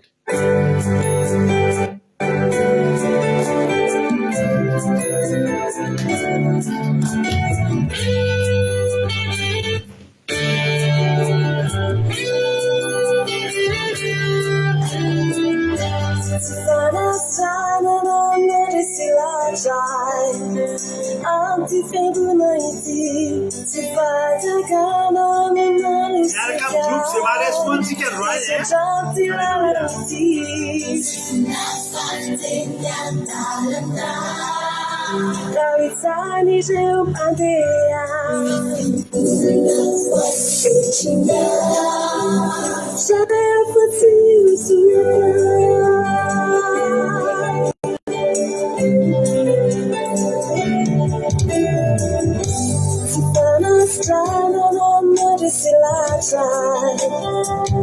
Antifiadunaniti, Fadadana no Manusika, Isochanti Lalaniti, Tania, Sunija, Isiki, Fana, Tania, Sunija, Isiki, Fana.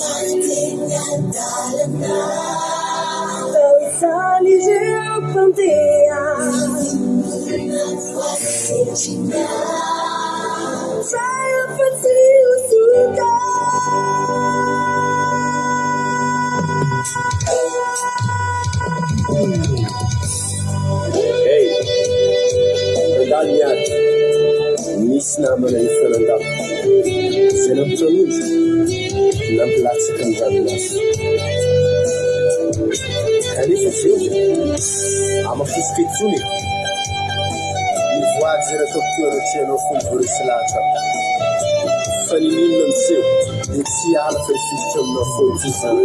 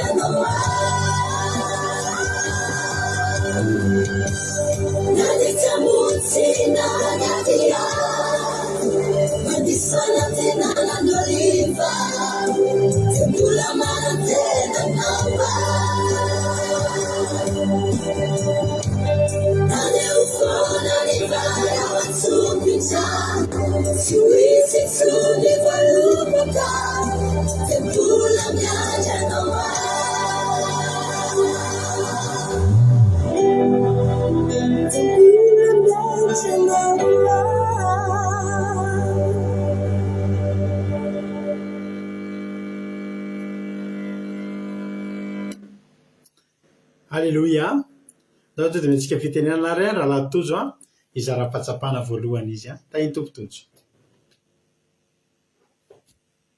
Jesosy tsy rehetra dia maka antsika ka lehibe anareo mivady tamin'ny toroteny fa tena nahakasika sady tena hoe tena mifanojo be mihitsy amin'ilay hoe farany dia tena teny farany dia tena nampisaina zavatra rehetra nataon'Andriamanitra tena nakasika anay ny teny sokomampony eo anatin'ity toroteny ity tena tadidio ny zavatra izay nataon'Andriamanitra tamin'io dia tena betsaka tsy tambo isaina tena tsy tambo isaina dia tena nakasika anay koa ilay hoe niezaka nanozina Balaka fa Balamo fa ilay ozina lasa fitahiana daholo dia hoe raha ilay ozina rehetra reny moa izany hoe ozina fiainantsika izay nanozina antsika lasa hoe tanteraka tamintsika dia angamba dia tsy haiko intsony hoe nanao ny fiainantsika tena potika dia potika dia tena nakasika anay koa ilay farany hoe tsika ny Joshua vaky natao vavolombelona fa antsika ny souvenir amin'ny Facebook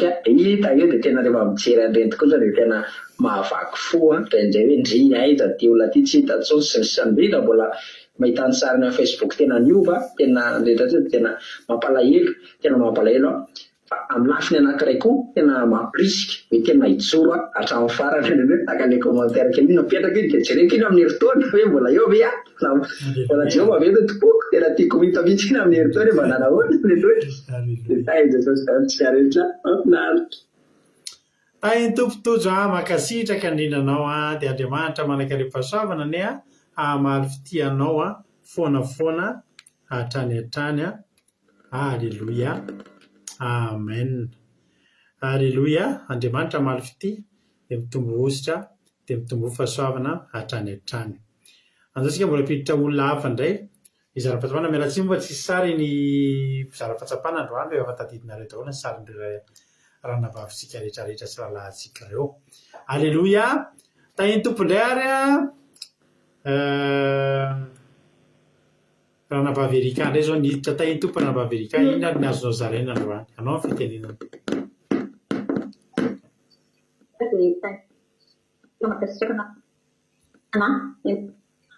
Kasika dia toroteny androany tena nampatsiahy ny etombohako teto amin'ny Andranokaija ao sy ny zavatra nataon'Andriamanitra tamiko satria tena hoe nalaina avy tany amin'ny toerana tany amin'ny firenena hafa mihitsy tahaka ny Abrahama no tahian'Andriamanitra dia tena nakasika be anahy ilay izy satria tena nampatsiahy irin'Andriamanitra daholo ny zavatra netombohako dia amin'izao tena hoe nataon'Andriamanitra tena hoe miavaka ary nampatsiahy irin'Andriamanitra hoe ianao izy nihinana tamin'ny tsy nisy sara anao dia tena tsapako hoe nihinana tamin'ny tsy nisy sara tokoa fa Andriamanitra avokoa nanao zavatra rehetra teo amin'ny fiainako sy ny fiainanay dia makasitraka anareo mivady tamin'ny toroteny fa tena hoe nakasika be dia tena hoe mbola hijoro foana nahita an'ilay sary tamin'ilay tehiriza ho tompo iny dia nahatsiaro hoe indriny tamin'izaho mbola tamin'iny vao nanomboka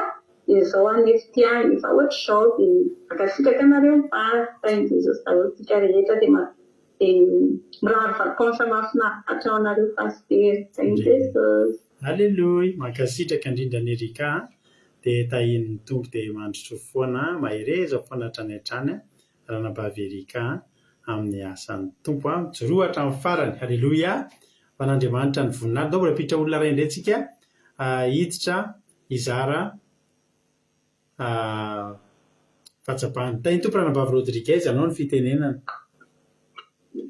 Tahiny Jesosy pastera dia mankasitraka indrindra ny fitenenana dia manona fitanan'i Jesosy Kristy fo amintsika rehetra. Ny zavatra tena hoe mahakasika mampisaina be izany dia teny sokomampina teo hoe efa tafita ny Jordana tsika izao.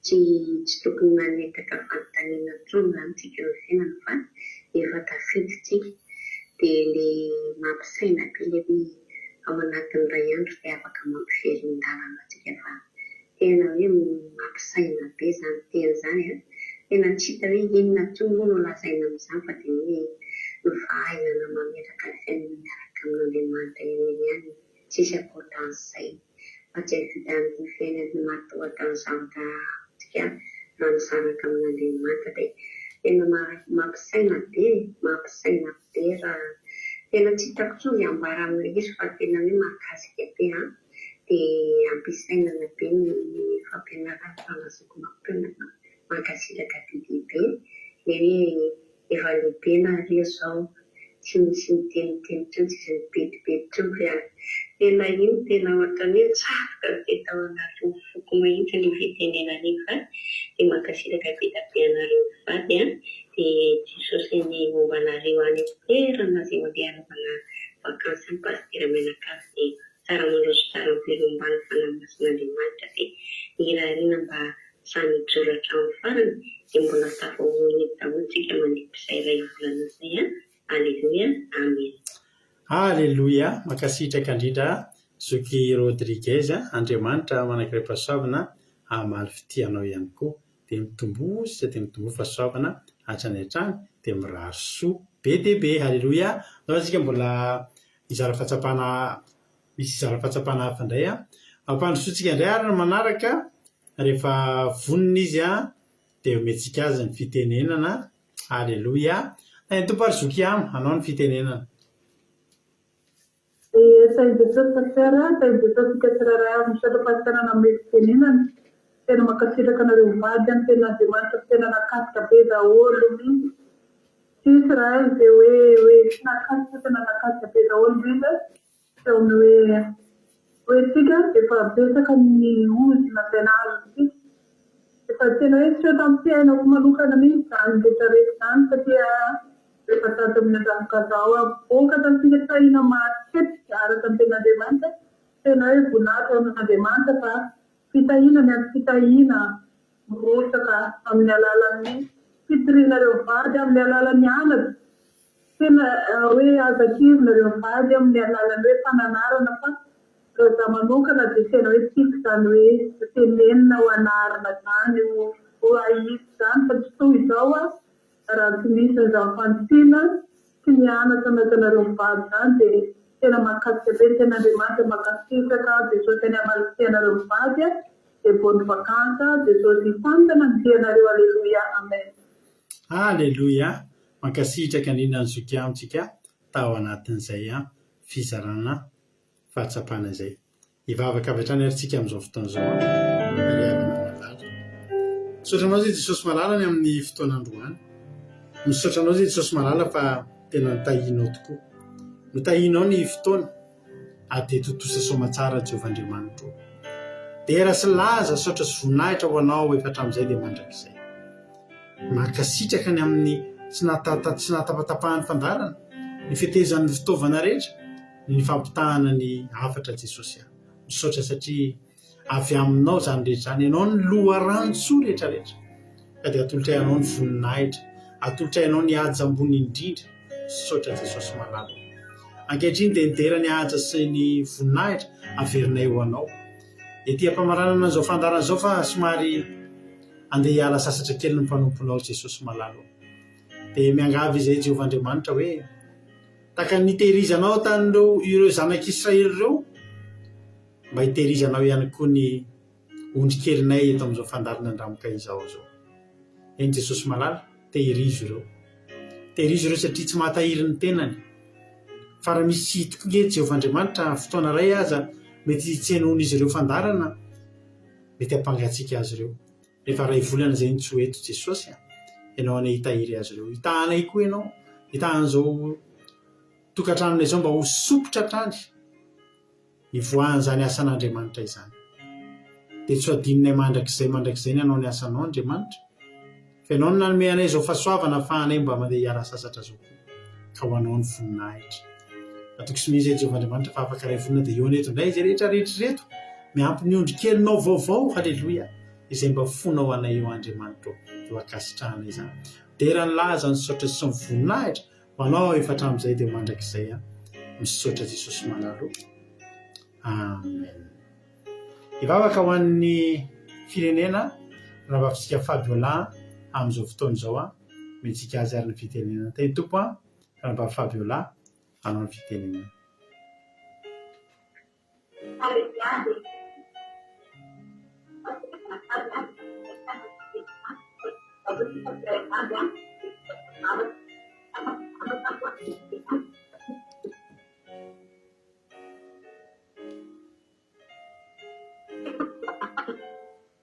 miala tsy indrindra fa ohatrany ratsy be le feo any aminao any rana bavy Fabiola ohatrany tsy mety le feo any azafady mikaritsarisaka be le feo anao azafady ohatrany misy tsy mety any amin'ny micro anao any ngamba mbola tsy mety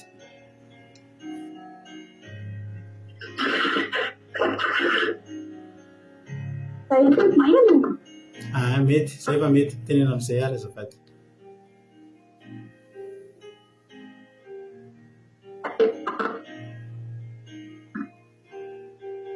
ndao angatahantsika hitendrana bavy Angodina Rodriguez raha mazava ny feoany dia izy nivavaka azafady fa ratsy be ny any amin'ny ranabavy Fabiola azafady ia makasitraka indrindra pastera na amin'ny fitenenana dia araka ivavaka antsika manana fotoana eny Jesosy malalana io fa misaotra tsy makasitraka miteranena ranao makasitraka Jesosy misaotra tamin'ny fanatrehanao fotoana teto misaotra tsy tapaka ny fandaharana misaotra voatory ny teninao tafapita ny hafatra tena hoe voakasika tanteraka Jesosy raha mandinika fitantananao fiainana izay Jesosy malalo na dia tao hoe ny herintaona na roapona lasany fotsiny aran-tsaronay ampitahinay fiainanay amin'izao andro anio izao dia tena hoe fahasoavana tsy voatanisa Jesosy malalo tena hoe mamy tena mamy tianao Jesosy malalo aizay ny hita fiainana ohatran'izao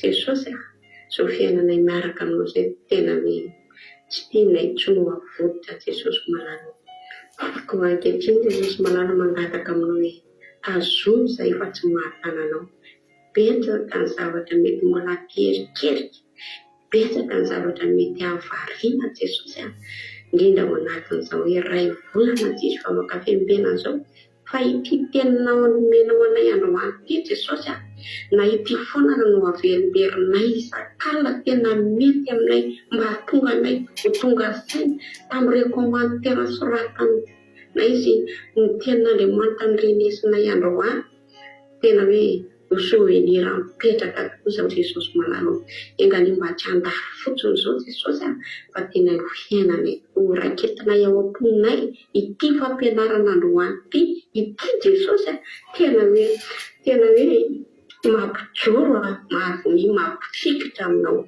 Jesosy malalo tena voakasika tanteraka amin'ny fo amin'izany teny izany mampianatra Jesosy entokoa dia ny teny ray aman-dreny arapanao efa lehibe nareo zao tsy terena nareo tsy izy bebedy anareo tsony tsy sanadiko hoe no nandrenesanay azany dia hoe libra izay fa izany indrindra Jesosy tokony ampy andinianay tena mba hajanonovanay foana tsy atoko tena fa vao miaro izany tena izany tena hoe ampifikitra anay aminao dia iriry izay tsirairay avy reto Jesosy mba tsisy ho veron-dalana mba tsisy ho tratra fangatsiahana mba tsisy ho atoritory ka hoe tonga ny amin'ray volana fiverenanao tao dia efa nisy ny alvaengany mbola hitombo mahalavitra noho izao fananaraka teto izao ara Jesosy malalo izany nangatanay aminao ankehitriny Jesosy ny fanamafisany firenenay jerevo manokana ny firenenay Jesosy malalo itoty manokana midra fonao lehibe Jesosy apetraka finao ampelantananao reo oro-mahantra manantena ny kamboty ny tsy manan-kialofana ianao ny jery manokana azy rena maso fitiavanao Jesosy malalo jereo Jesosy malalo ireo izay tsy mba manan-ty anteherana fa mba hifikitra aminao ianao Jesosy no aro izy reny dia io manokana reo mpitondra fivavahana reo mpitarika ny ondriny ho Madagasikara reo mba tena hoe ampianatra ny olona mba tena hifikitra sy ametraka tanteraka ny fiainana ampilatanao mba tsy ho variana amin'ny filan'ny sy ny zava-poana izay mandalo eto amin'izao tontolo izao fa tena hoe hitory ianao sy ho fahamarinana ro anarana izany fiainana fe ho fahamasinana izany izay no mba aketina eto anatrihanao Jesosy karay tsara teo izay Jesosy fanamasonao ny tsy ho iasaraka nefa fa ombanay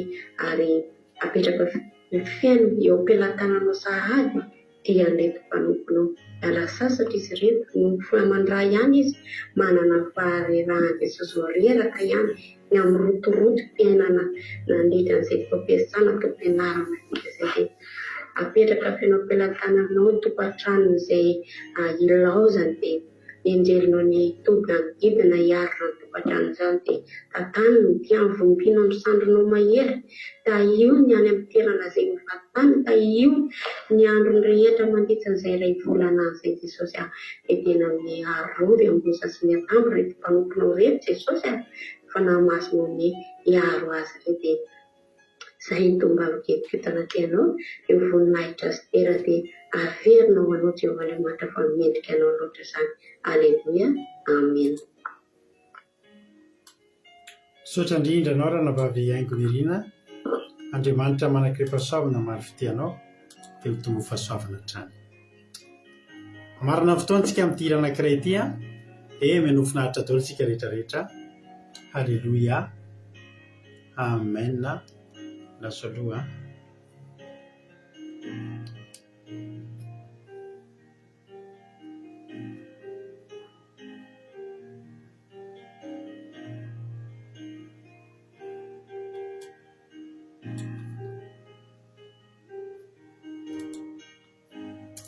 Alléluia.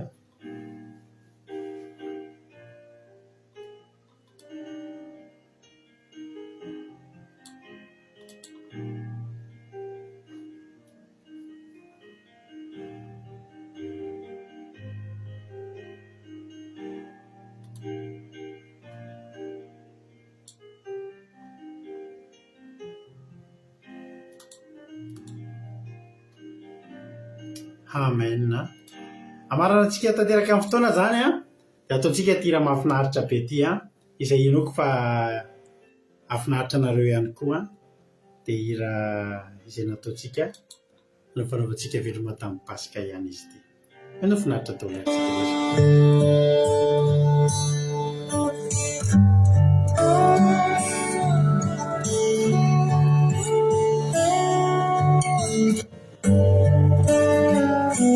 There's a land that is fairer than day, and by faith we can see it afar.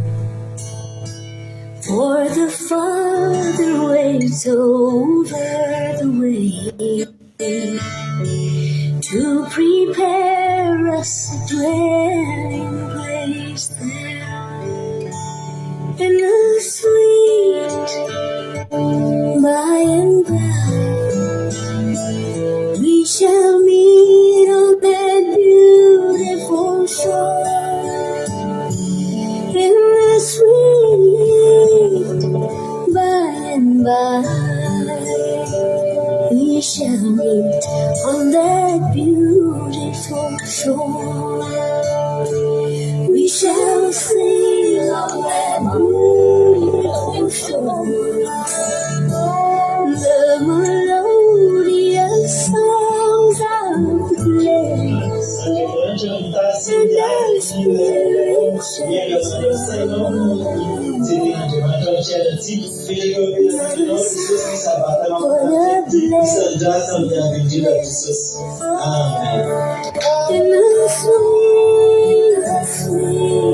and by we shall meet on that beautiful shore. In the sweet by and by we shall meet on that beautiful shore. A tear on his hand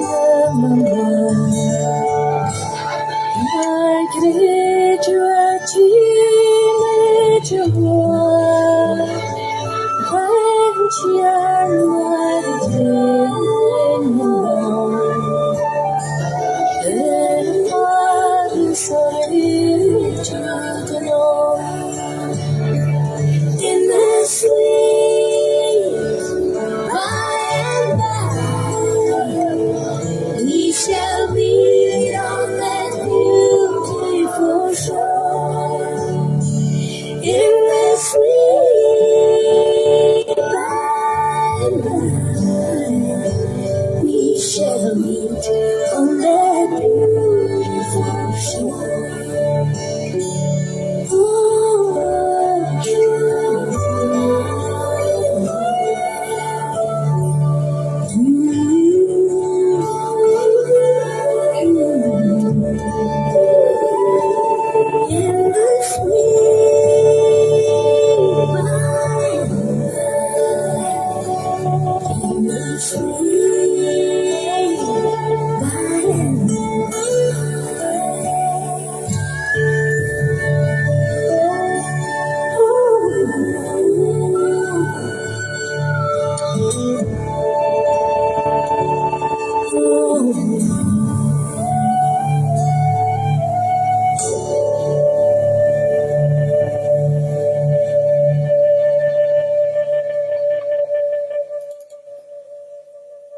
Halleloia, ika taperina tamin'iny ilay izy fa ohatrany tsy mety raha tsy mifanapatrapatra kely faraparany hoe amin'ny zoma fa 7 volana aogositra tsika miverineto indray manome fotoana antsika tsirairay avy ny fandarana bavaka fiambenana dia tahiny tompo daholo ary tsika rehetrarehetra aza dia mifisaky ny sabata misy foana fotoam-bavaka raha pitsika manomboka amin'ny valo maraina dia efa miaraka amin'izy rahalahy Tojo sy rahalahy Jonathan raha pitsy misy farany koa ny commencement kira sy ny fampitana toriteny dia mandrihitra n'izay iray volan'izay amizay fotoam-bavaka live isa-sabata ihany sisa ny nataontsika.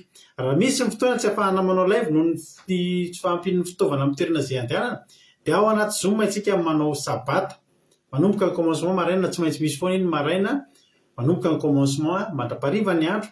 Raha misy aminareo te hanarika nay milaza eo ihany ako amin'ny compte hoe live sa Zoom sa amin'ny Zoom ny sabata dia ao tsika no mifagnome fotoana dia mandefa MP amiko dia andefasana lien.